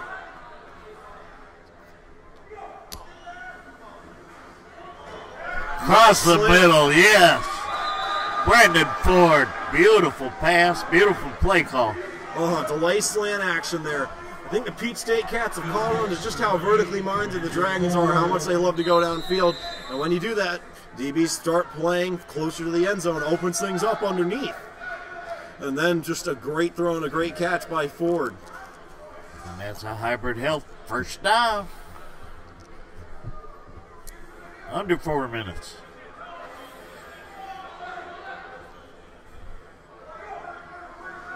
Snap back. Got his man. Ford catches and cuts in. He picks up about 5. Julian Wright doing some talking. Very, very loud talking. Regardless, though, they're going to call it. Even though the original line of scrimmage at the 11, they're calling the 2nd and goal from the 6. Yeah, that doesn't make sense. It's 36 inches. It really ain't that much. Interesting that the Dragons have kind of worked that quick game this drive. They didn't do it all last year, and they didn't do it last game either. Pitch out to Holbrook. Pitch out to Holbrook. Taken down at the 3-yard line.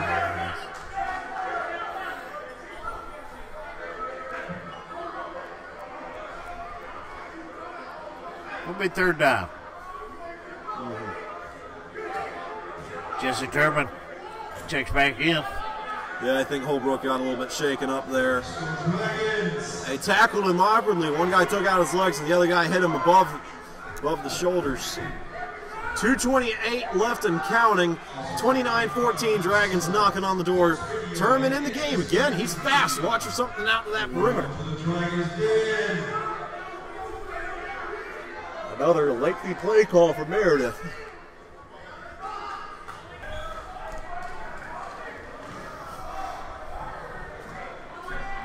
Break out of the huddle. Wallace over the ball. Martinez in the shotgun. Goes in motion. Got a free rusher. Oh, he got Jesse Turman. Touchdown! Dragons! Jesse Turman, number 22.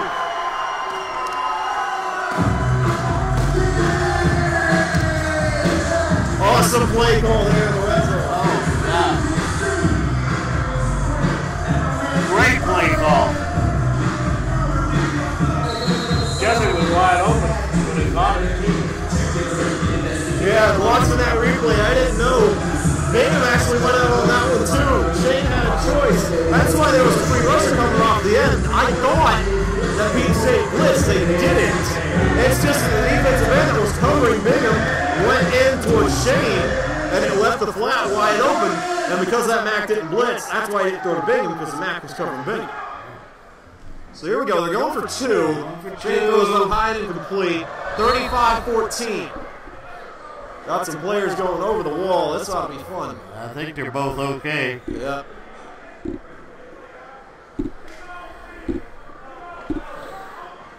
They always are when they go over the wall. The first time's the worst time.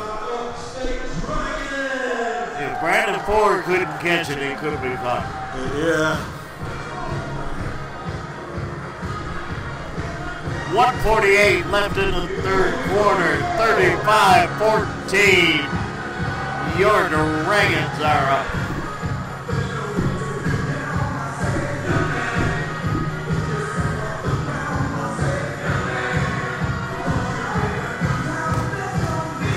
So not the first lead the Dragons have ever had, but far above Bigs, 21 points. Looking really sharp, especially on defense. Holding the team to 14 through 3 quarters, just unprecedented in this game.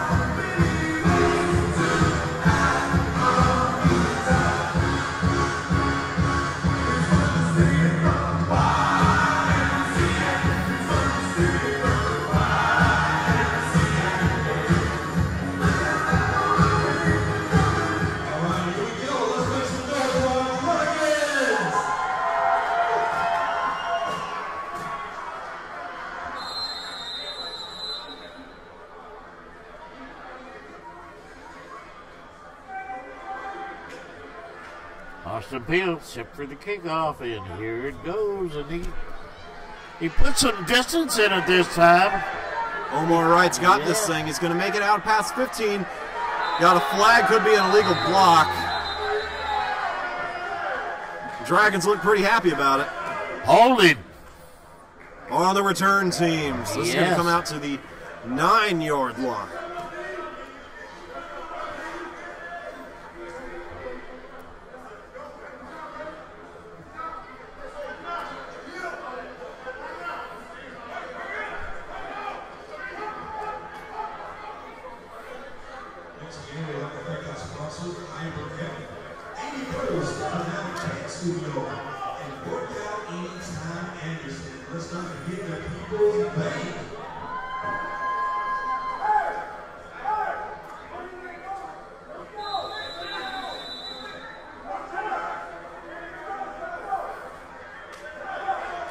.39 and counting.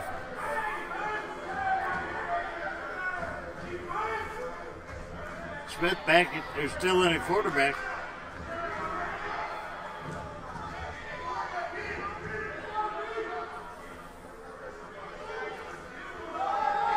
And they hand off, and he's tackled.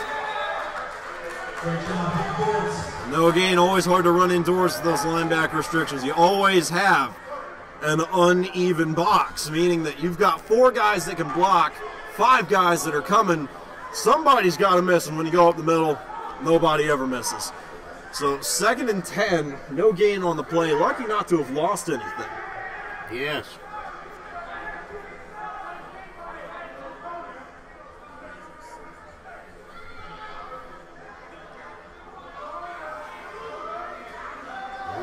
Another run, they fumbled! Touchdown, Dragons! George Wilson! 41-14.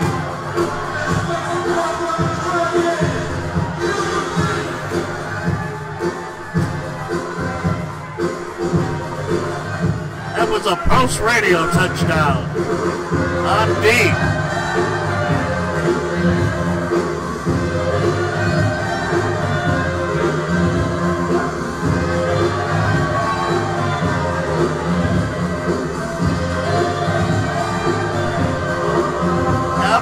Once George picked it up, they weren't going to stop it.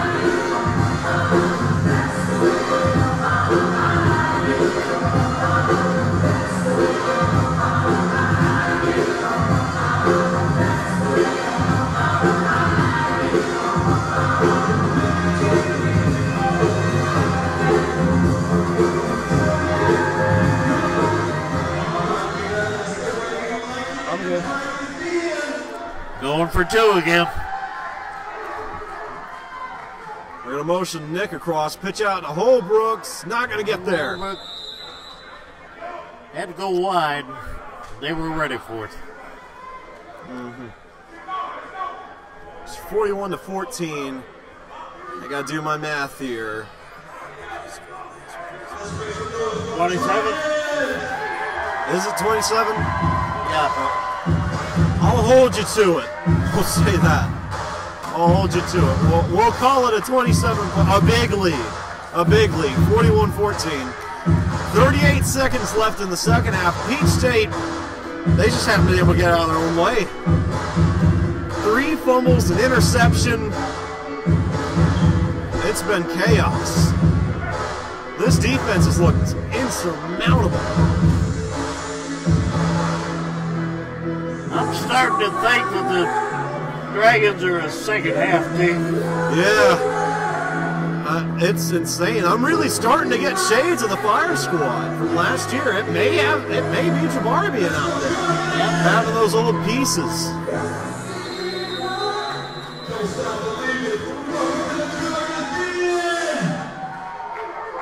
Austin Peel to kick. 21-0, Myron. Here he goes. High kick. Back into the end zone. Omar's going to make it out to the 10, to the 15. Cuts it upfield. Tackled down at the 23. He took a hit. Earl Cameron in on that one. Earl says, thank you, ladies and gentlemen. So far, to my knowledge, the Dragons have turned it over once. The Cats have turned it over 5 times. What happens here? Because you got to come out safe. Are you still running? Are you going to try and rely a bit more on the passing game? Yeah, they've almost got to throw it. And throwing hasn't been very helpful to them.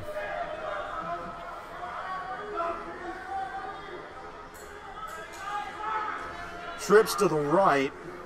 He is going to throw. He's going downfield. And overthrew him. Yeah, there was some touching there, but the refs aren't going to call anything, so I won't say anything else about it. Good coverage there by Jonathan Andrews. And the quarter expires. Okay. With the biggest lead in franchise history, the Dragons trot into the fourth quarter against the Cats. They're up 41-14.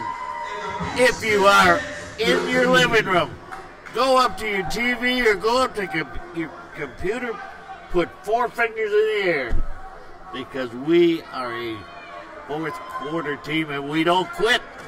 Absolutely. We saw that in that last Torch game we played last year. Yes.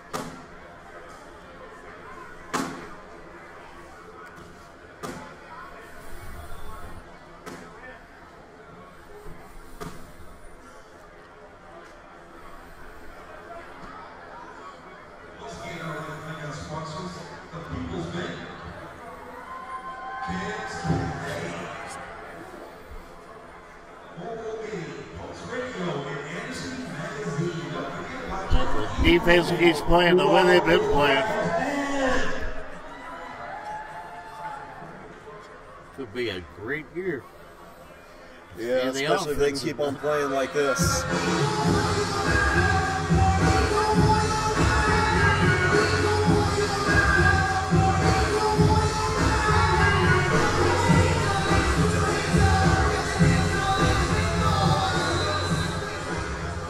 Start of the fourth quarter.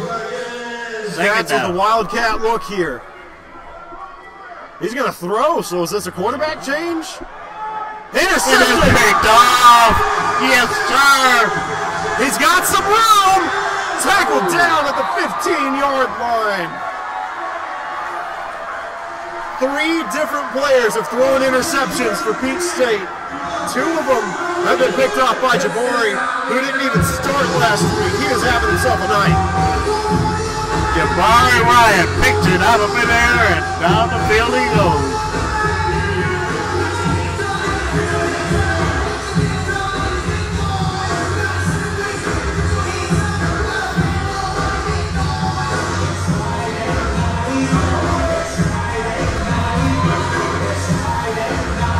So the Dragons are going to take over, and when you know they're in that end zone, we can't hardly see them.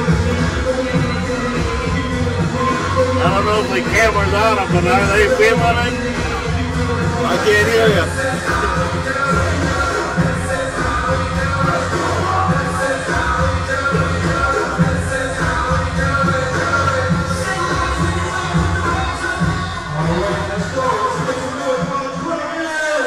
So Shane's back out there. Ford's going to go in motion. Nick's all alone on the right side of the field. Hasn't caught a pass since that touchdown. He's got Ford on the corner. Well, he waited for it. Throws it out of bounds. Yes. All they had a big rush going on. Yeah. Ford was open. I just don't think Shane saw him. Wasn't looking for it. 2nd down and 10.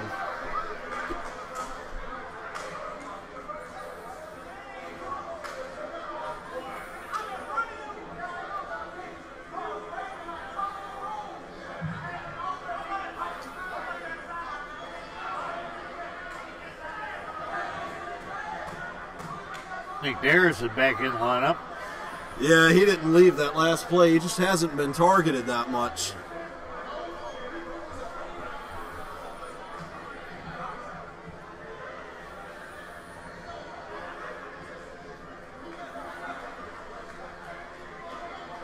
Second down. Nick's going to go in motion.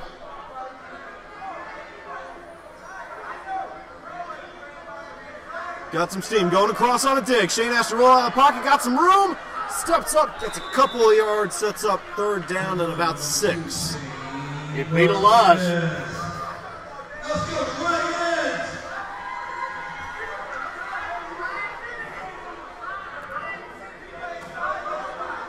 3rd down and 8 officially. Dragons looking to get a little bit here. They could go for the end zone. Well, I would not at all be surprised by a short pass to try and set up a running situation on 4th down.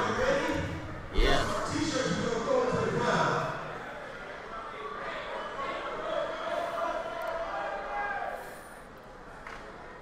Need to get down here, go to the game. They're throwing T-shirts to the crowd. A little bit of miscommunication. They were about to throw T-shirts. The players still on the field. Don't know if that would have turned out too well. They got everything sorted out. Lee's going to go in motion in the slot. Throws it for Lee. I couldn't see. Nobody's cheering, so it probably went incomplete. Coolier play design there kind of got Lee and Ford in the same place. Usually you don't want that. Turman's going to sub in at fullback. 4th down and 8 coming up. Would that be touchdown, Jesse Turman? I believe it would.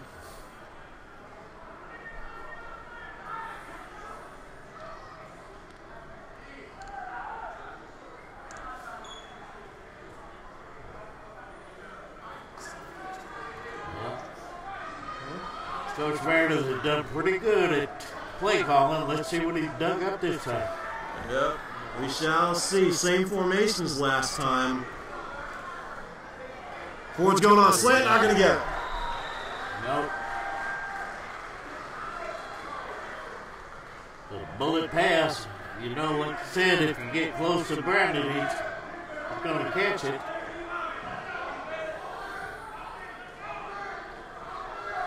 Well, this could work out because now they got to pin deep and they got to go deep. Mm-hmm. And there ain't no telling who the Cats could send out a quarterback.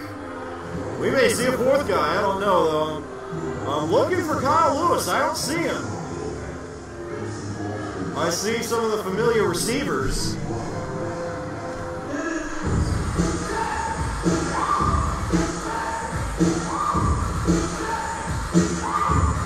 Still can't tell who's back there.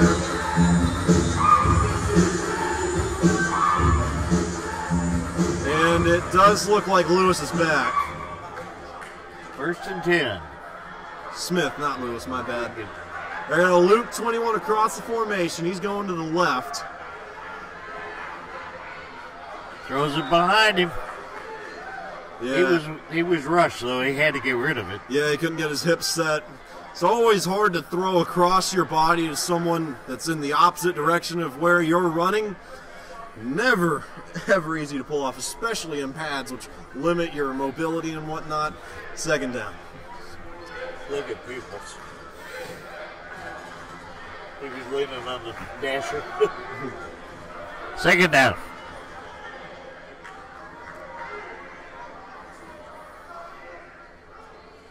They motion to trips to the left. They're going to run. He's got some room. Taken out of bounds at the 21-yard line. That is Smith. Yeah. They're going to call this a 1st and 10. Ball on the 20-yard line.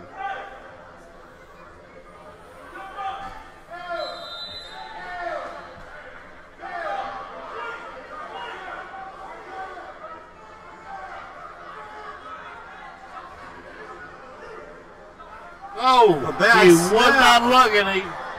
That's going to be a big loss. Center snapped it. And now look where they are. Smith was still shouting out signals.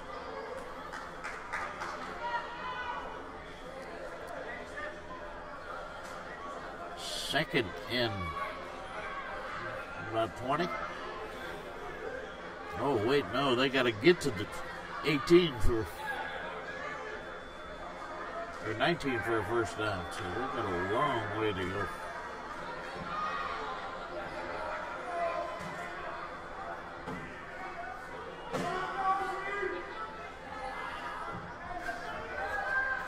Omar Smith's going to motion.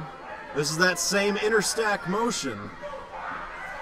Get a completion out of it. Got out of their own end zone. Complete to Smith, which is going to bring up third and long. Yeah, third and about, we'll call it 18. No, 3rd and 20.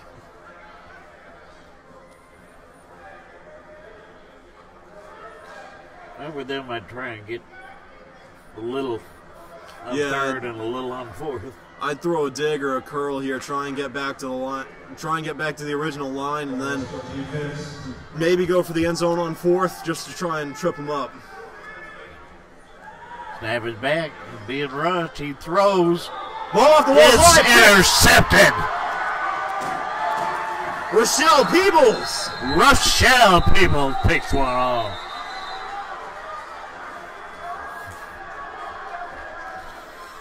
High pass, more disasters. Peach State's 6th turnover of the game. 6th turnover forced by the Fire Squad. They are, I think I can safely call them that now. They are looking phenomenal. I mean, this is Florida Tarpons level of efficiency we saw. Remember that game? They only gave up 13 points.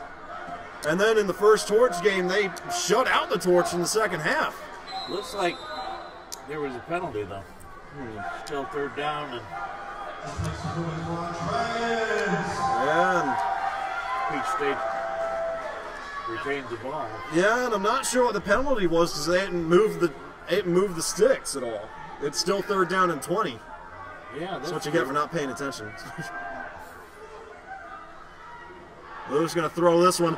Lost it! Shades of LA Express era Steve Young. 4th down. Yeah, he lost 2 on that one. Lucky he didn't lose the ball. Just kind of slipped out of his hands. He was able to regain it. They're going to roll this clock. 4th down and 23 coming up. Probably another intentional interception here.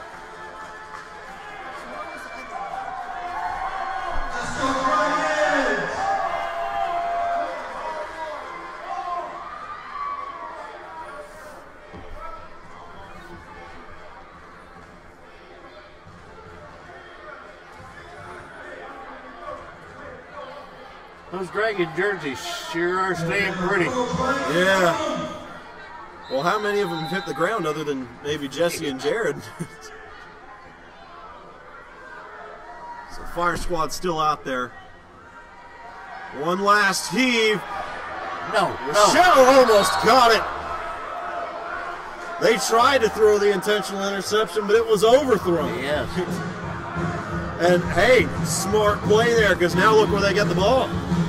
You can hear me hollering, no, I didn't want him to catch it. Yeah. I know he wanted to. But I think if he'd been able to come up with that catch, the way he sprawled out for it, I think it would have made up for the 45 yards he would have lost. Yes. That would have been crazy. And now it's t-shirt time. The Dragons Dance Girls are out. And they're tossing t-shirts. Yeah, but they ain't got the arm strength to throw up here to us. This little hole in the wall of ours. Jasson throws the first one.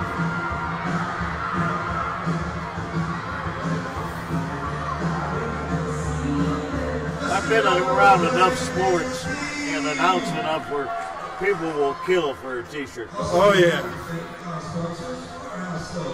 When we had pep rallies back at Chapman, I don't think we got any more coming, but they throw the t-shirts. You got high school kids going for those things? Oh, yeah. They're lucky nobody's died.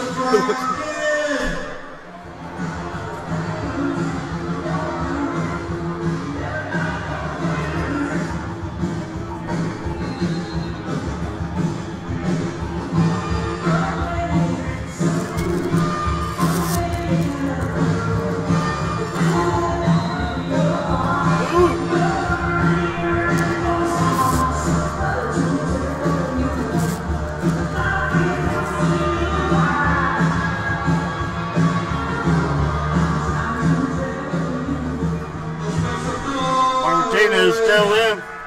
Wouldn't surprise me to watch him pass to the tight end. Nope.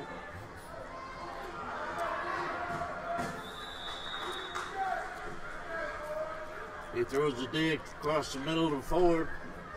Yeah. Picked up some yards, but more slant action out of his favorite receiver. That's been a go-to route here thus far. I've been kind of surprised. Wasn't utilized all that much last season. looks like Ford may have a Yeah, he got a little bit banged up. He's going to check out. Zay's coming in.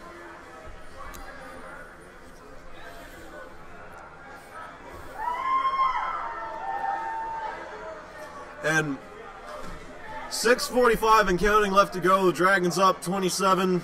Still holding you to that. I think that may be the last we see it for him. Second.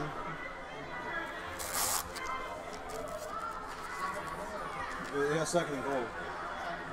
Yeah.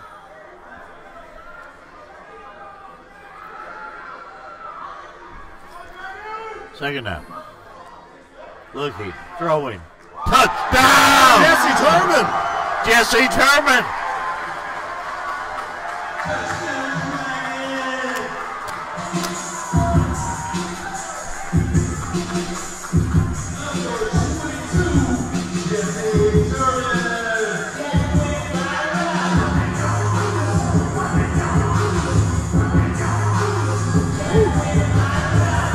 Just saw it on replay. It was as pretty that time as it was before.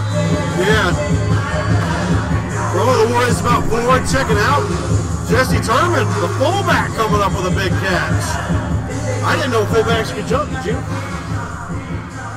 Well, that's 2 touchdowns for Jesse, both receiving, interestingly enough. He has not caught a lot of swings and screens through the training camp. Kick is blocked. This is live. He's going to fall over. 47-14. Dragons lead. 6 minutes and 17 seconds to go. Nice block by Kevin Gill out of Missouri Southern.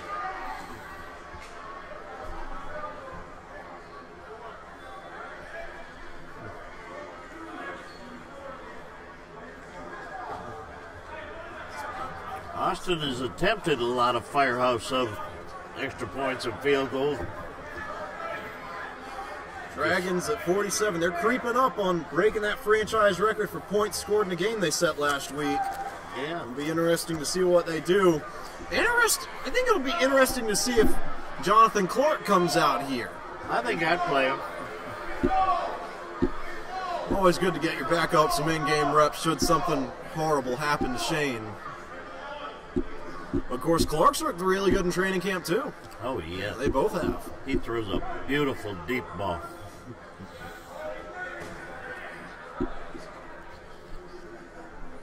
.47 points. The most the Dragons ever scored was 50. That was last week against the Wild. This is the biggest lead they've ever had. Should this score stand, it'll also be the biggest margin of victory they've ever had, and the first margin of victory they've ever had. But hey, what better way to win than this? There's Austin's kick. Squibs it. He line drives it. Omar's not going to get this one. I can't tell who that is. It's not 21. Can't get too much. No, he's still going. Out of the 16-yard line goes Larry Bryant. And brought down by. Was that Jesse? I'm not sure. Yep. He's pretty excited. Jesse made the tackle. A little bit of everything. He's got to be happy. Jesse didn't play last week. Pumped. Everybody that didn't play last week has had themselves quite a game. Even Zay, he's made a lot of tackles on special teams.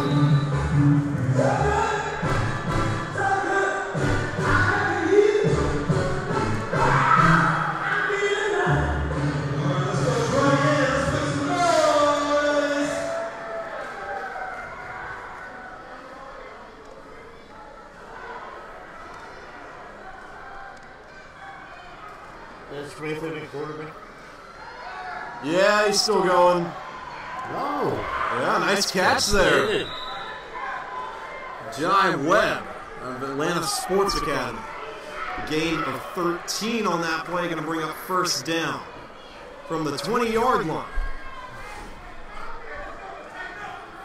And this is not a good sign. Holbrook's arm is iced up there on the sidelines.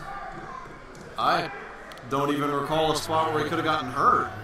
Got his jersey off, unless might have been that touchdown run. Yeah. He'll have the week to rest up, though. Here's hoping it's just something minor. Flags fly. Flag on the play. Big delay again.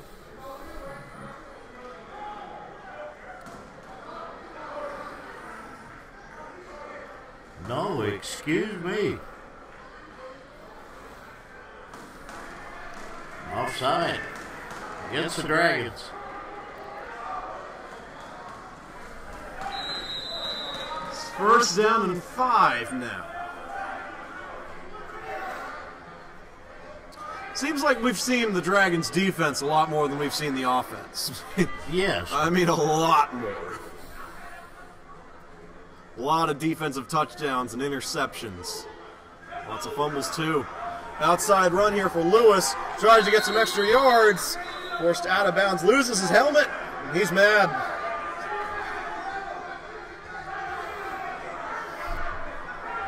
Might have gained a yard there. They're going to say he lost half a yard. So second down and 6 when you round it up. And Lewis checks out. Brumfield's back in. Really? Yeah. So he's not hurt. They just... Yeah, I think they just took him out because of the fumbles. Second down. And I mean, despite what the scoreboard may see, I've seen crazier stuff. Peach State is not out of this game. They're all but out of it. But they can still come back and win this thing. I've seen a team score 28 points inside the last minute. Anything can happen. But for something to happen, they've got to score here. Low snap. Brumfield fields it. Slings it to the outside, incomplete. Incomplete. Third down and 6 coming up. 4:05 left and ticking. That 1 minute warning looming. Under 4 minutes left to go in the game. Let's go defense. Let's go defense. Let's go defense. Let's go defense. Kings Mountain is not getting warmed up on the sideline, so should the Dragons get this ball back, Shane likely will be the quarterback.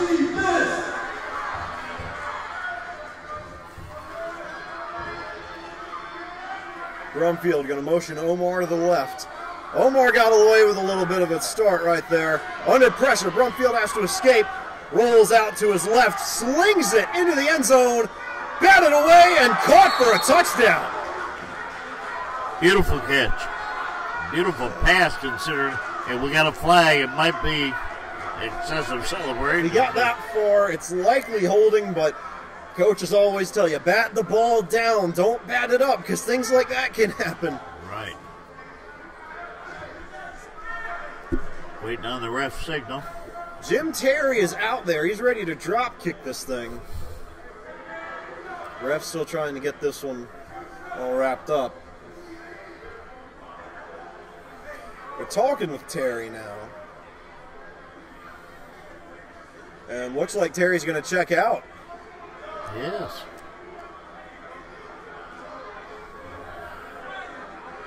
No, touchdown stands. Called. Unsportsmanlike against the Dragons.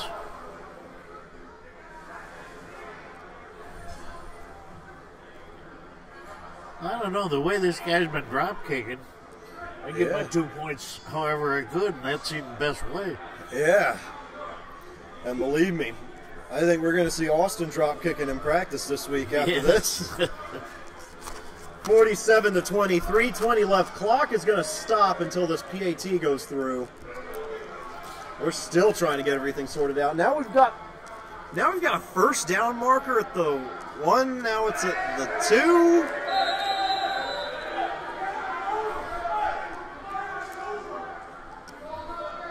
Now he's back. Yep. And the Cats only have 6 men out there. They need to have 8. There they go. Terry set the drop kick. No good. No good. Flags down. Way to the right.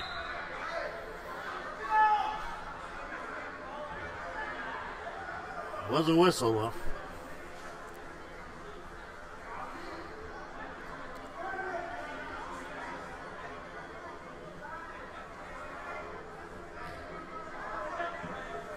I don't understand this. This is... Why would you not decline the penalty? Yeah. Defense. Oh, I just want to get back to football. Another miss. Offsides on the Dragons. We're going to move it back up to where it was.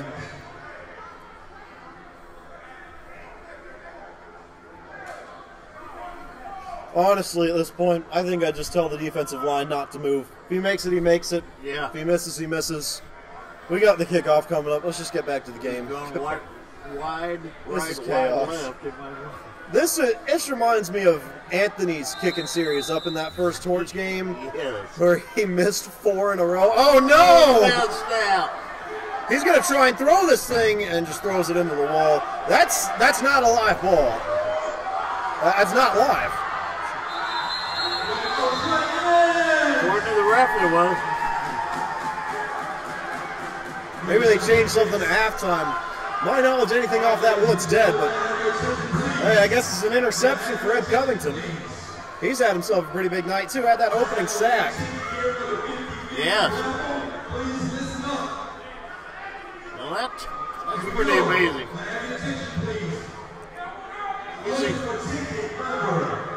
He figures he's a good kicker. He must be a good quarterback. Yeah, he had an arm there.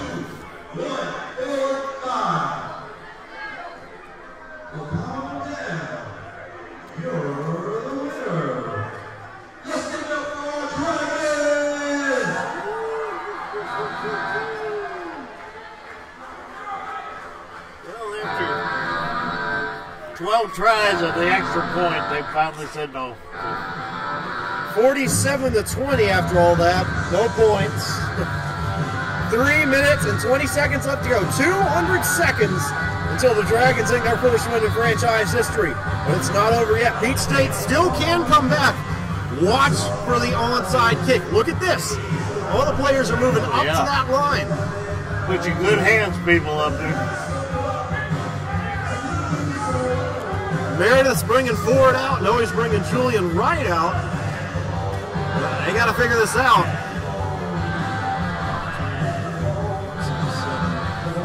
The Dragons still only have 7 men on the field. This ought to be fun. Bishop Walls is going to come out there at the last second. And Jim Terry still hasn't put the tee down. I don't know why Rochelle's back there. I can't see any way this isn't an onside kick. Look at the way they're lined up over there. That's going to the right. No. Oh. I'm really surprised. Trying to make lightning here. Out to the 10. To the 15. Got a flag. Wow. Not a flag. Big hit. Yeah. Rochelle ran it back good. Probably an illegal block. We'll check. Holding on the Dragons. So, quite surprised they didn't go onside there. Yes. You know, you're down 27 points under 3 minutes and 20 seconds left. And we have a winner. Congratulations to Marshall Finn. Let's make some noise.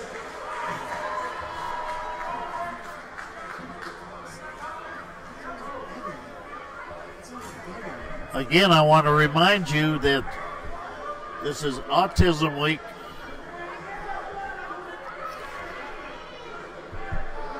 And so help, I'll get it here in a minute. Help finance them, help them charity-wise, help anything you can. These kids are great and they love their football. And we just had holding end unsportsmanlike against the Dragons. Yeah, on the 2.5-yard line, it's as good as a touchback. Shane's got all day. He's going to try and take off. Flags down.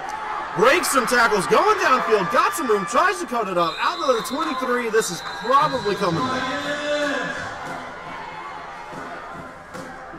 Yeah, that flag went in the area of holding.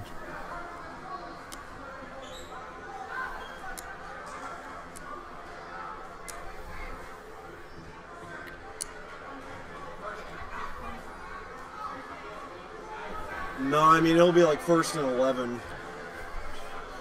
It was on the Dragons to some degree. Not sure what it was, but regardless, it's a half the distance to the goal, so it doesn't really mean that much. Just wipe Shane's run off the board. He's had a good night running the ball. He has. He's not really, I didn't think, a running quarterback, but he's sure throwing it. Well, I guess the best way to put it is that he's a passing quarterback that can run. There you go. And he's really showed it.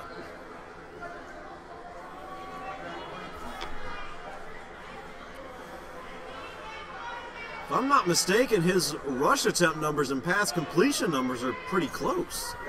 Nick's going to go in motion, going straight down the field, got a rollout, throws it to Ford. Completes it. Ford came back for that stinger quick.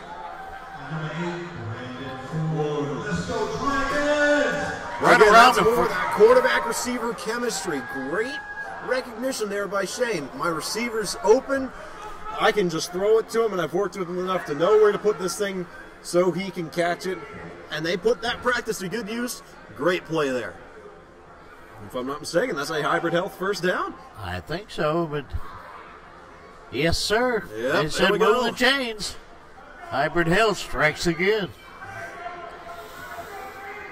I think they're going to mark that officially as a gain of 12. Same formation. Nick's going to go in motion. Nick's open. Incomplete. Intended for Michael Lee. Not the best read there. But lucky it wasn't picked off. Nick was open downfield on that post. Cover one zone look there by the Cats again. Everybody was playing short. One man's beat. Nick beat him. Shane just didn't see it. 1 minute, 49 seconds left in the game. 47-20. Yes, and believe me, the Dragons are oh so content to watch that clock run down. Yes. I'm surprised they're already sending Nick in motion. Same play. And this one is incomplete. Yes. Clock's not going to stop, but they'll run it down to the 1 minute warning.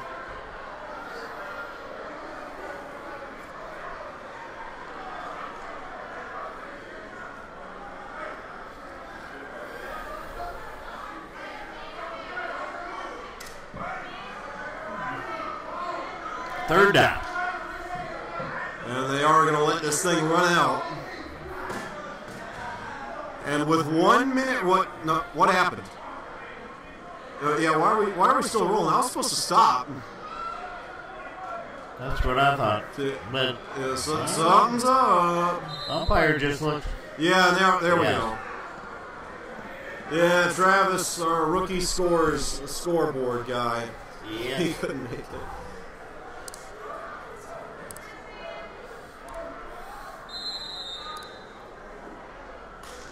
So there we go. Everything's sorted out. The Dragons 60 seconds away from their first win as a franchise.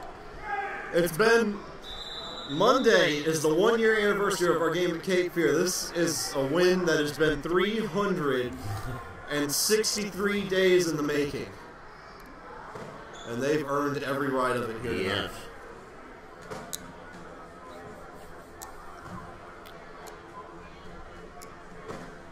These guys have worked their tails off. Up until last week, we had not been inside to practice.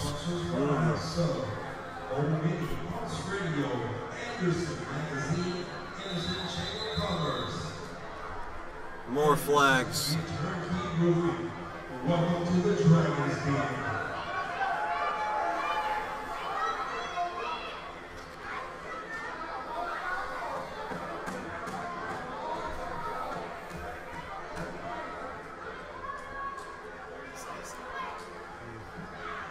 Yep, timeout call. Water boys are out. Yep. Making sure they got to stay hydrated. Can't have anybody getting hurt inside this last minute. Again, I'm surprised we're not seeing Clark in at quarterback just to make sure Shane doesn't get hurt. Yes. But knowing Kent, we're not going to see many runs here. I imagine we're still going to see some stuff downfield. Oh, It's yeah. just in his nature. Knowing Ken, he wants 50.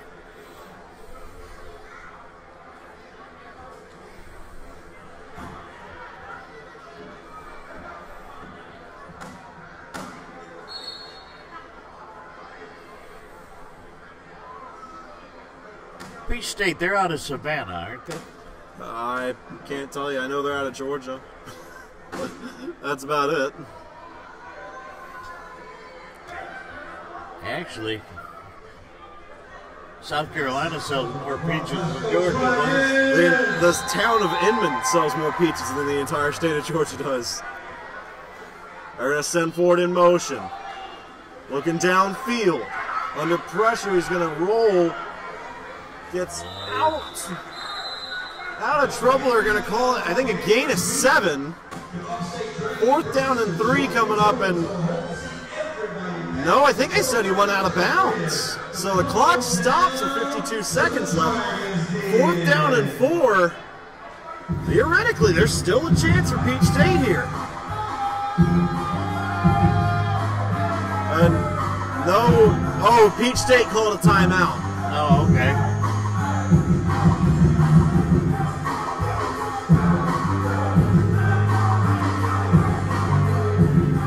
Dragons, you can tell by looking at their sideline, they know this one's all but finished. It's going to take a miracle for Peach State to win this one, and they are excited about it. Look at LeGros down there. He's more pumped up.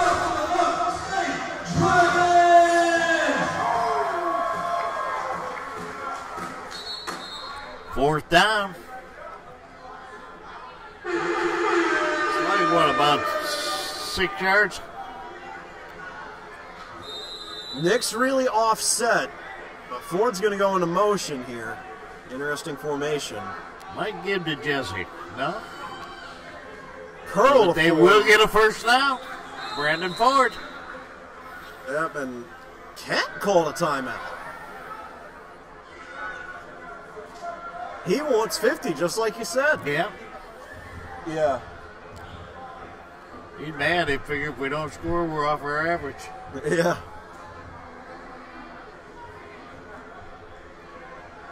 This is a good kind of final drive drill for the Dragons, though, because it's not really something you can simulate in practice. Should they come down to a situation like they had last week, where you're inside a minute, you're down, and you've got to go down the field and utilize the boundaries, get that clock to stop and score with as little time remaining as possible. Tough to simulate, but right here it's a good drill. That's probably why the starters are in.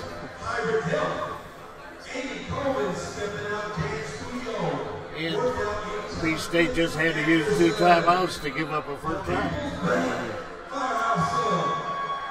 Going to send Michael in motion to the left. Nick all alone on the right. Shane's going to throw. Looking deep. Flags down. Incomplete. Good play by the defender. Yeah, we'll check the penalty. Shane hit the turf pretty hard, but the flag came out before that. Mass substitutions by the Cats, sending in some big boys. Full start on the defense. So first down. Yeah.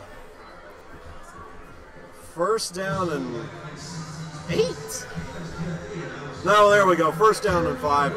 40 seconds left. Clock stops because of that penalty. It should start up when they blow the whistles here.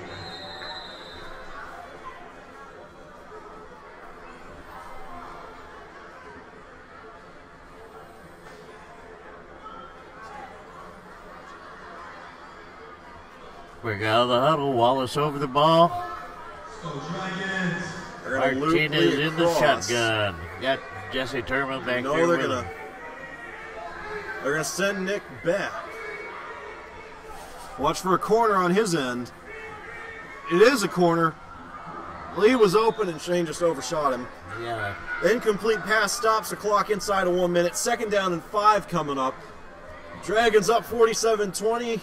Playing it like it's the other way around. Just getting this drill in. Good experience for the guys.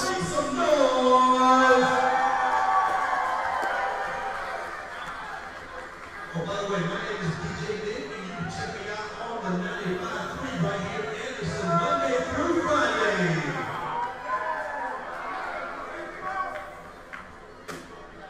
Post-game meal today will be supplied by Firehouse Subs.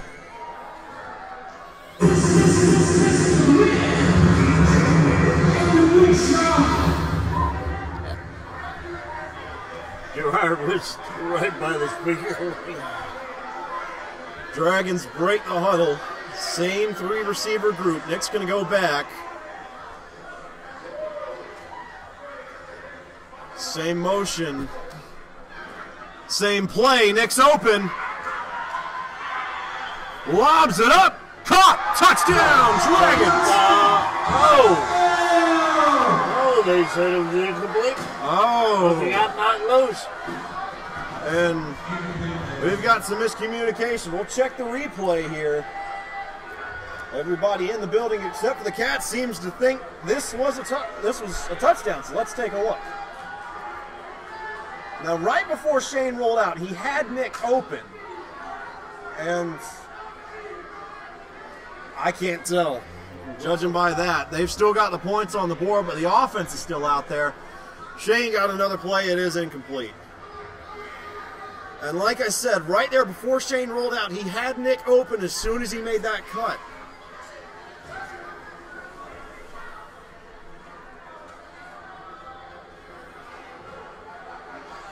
Clock down to 28 seconds and taking a little while. Sacked! Loss of yardage will not stop the clock because the Dragons have the lead. That was 4th down, though, wasn't it? I believe so. No, this is going to be 4th down. So the Dragons call their last timeout. Yeah.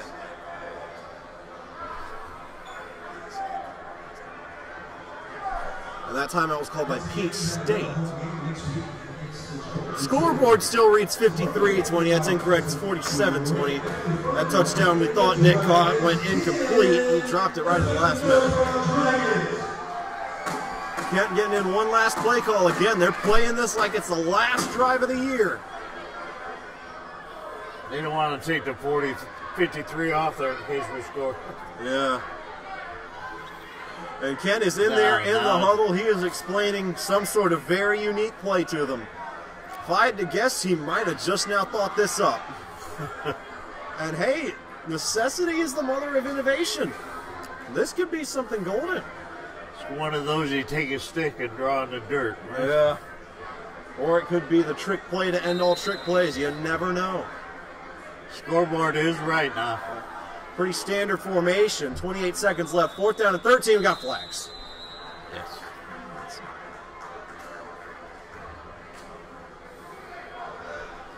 False start on the offense. 4th down and 18 now. Dire simulated situations here.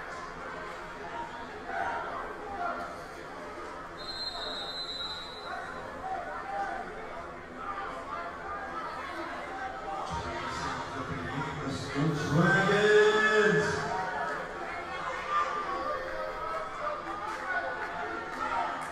Same formation. This is the same play. He looks. He throws. Incomplete. Incomplete. No flag. So Peach State's going to get one last crack at this thing, and then we'll call it a day. Looking like the final's going to be 47-20, maybe 47-26. But regardless, I think we can say with confidence now, the Dragons have gotten their first win as a franchise. Yes. In very, very good fashion as well. A 27-point win.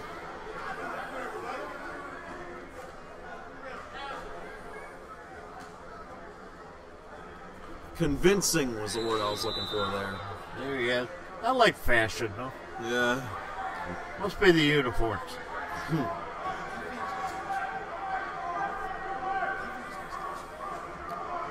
Yeah, Smith back in the quarterback. No. No, that's Smith. Lobs this one up, intercepted by Andrews. Tackled in the end zone, so 17 seconds left. At 53 points, ain't too far gone. Jonathan Andrews there on the pick. He's had 2 this game. Jabari's had 2. And 3 fumbles, 7 turnovers forced by the Dragons defense. It's been one heck of a day for him.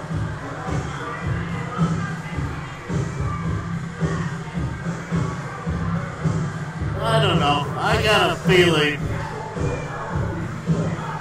that the Dragons are going to take a knee on this.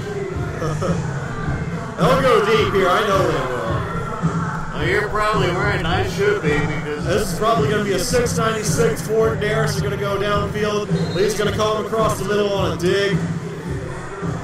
We call it taking the top off of the defense. Ford's going to go in motion. well, last week he threw it from here to Ford in the end zone. Yep. Ball's got to be out quick, though. Throws to Lee, who did come across the middle, couldn't hang on. 14 seconds left, 2nd and 10. Though, with this little time left, that really doesn't matter.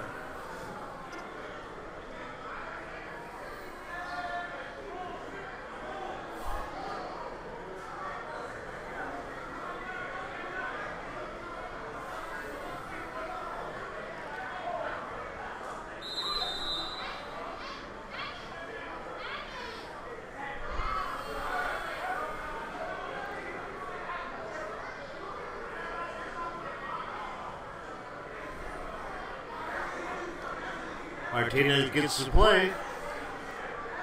Already looking like Ford's going to go in motion. Yes. He wasn't even in the hole. Yeah, he better know what he's doing.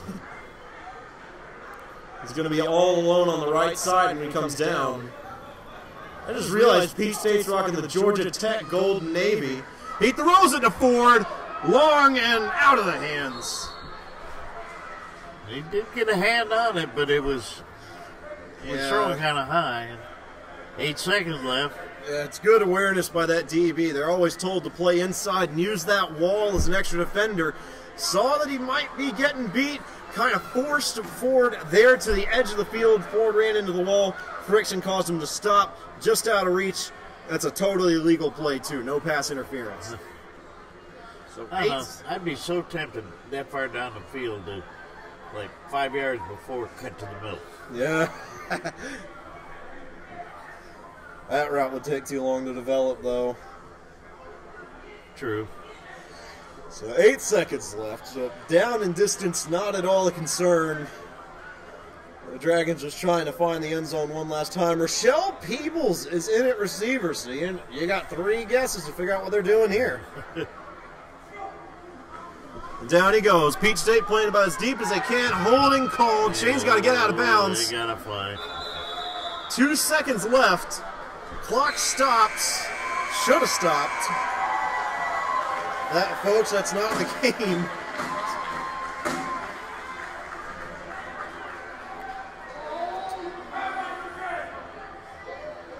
Fans are already leaving. Don't go anywhere yet. We got one more play.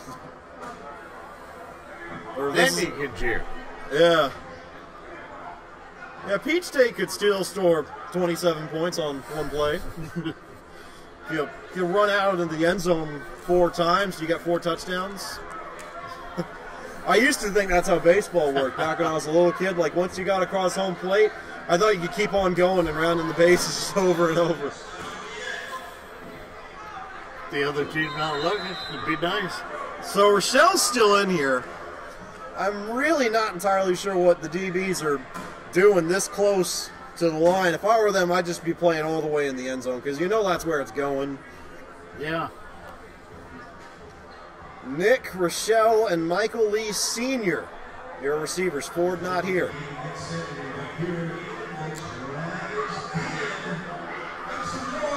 Ball on the half-yard line. We got a Hail Mary coming up just to see what will happen. No motion. They gonna throw it. Shane leaks it out to Jesse. It's Jesse. He ain't going to make it to the end zone, but he's got some room. Nice stat padding to close out the game, and the Dragons make their first win in franchise history over the Peach State Cats, 47-20. Ladies and gentlemen, that is your football game. You have witnessed history.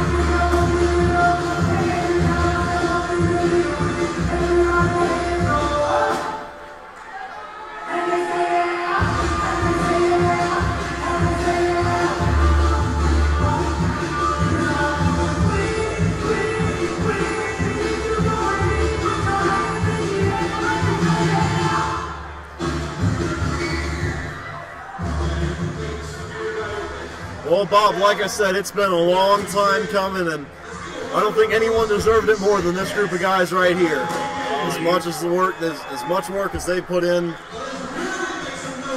Here's hoping they can do it again next week against the Georgia Doom, who, interestingly enough, gave up more points to the Peach State Cats than the Dragons did. You know, you're right. I didn't realize that, but Doom gave up 25, Dragons only gave up 20, something to look out for. Of course, the Doom have a championship quarterback on their roster. Not a lot of people know it, but their quarterback, Luke Collis, won the inaugural China Arena Football League championship with the Beijing Lions, and head coach Clint Dolezal hasn't really made it back to championship form, but there's been flashes of it. 7 touchdowns to that game against the Havoc.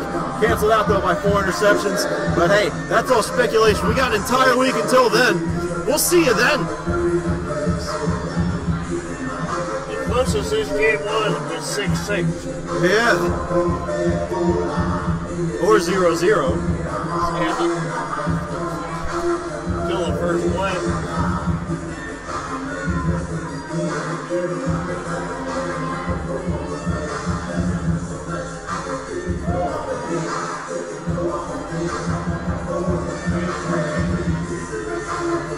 Well, Bob, you got anything else to say? Because if you don't, I think that'll about do it. No, I'm just thank everybody for listening in. And you have witnessed history.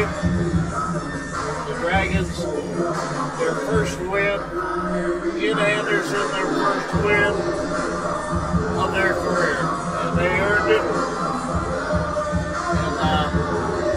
And it's every man on the roster, from the 30-man roster down. I mean, they're all pitched in. Absolutely. They are a family. Well, folks, I hope we can do it again next week against the Georgia Doom. That game will be live on the Dragons YouTube channel at 7:30. We'll start the pregame festivities at 7. The stream will be live then. We'll have that up on the website for you as well. For all of us here in Anderson, South Carolina, Wish you a great night. Drive home safely if you happen to travel today. Kids, stay in school, don't do drugs, and don't read your own press. Good night.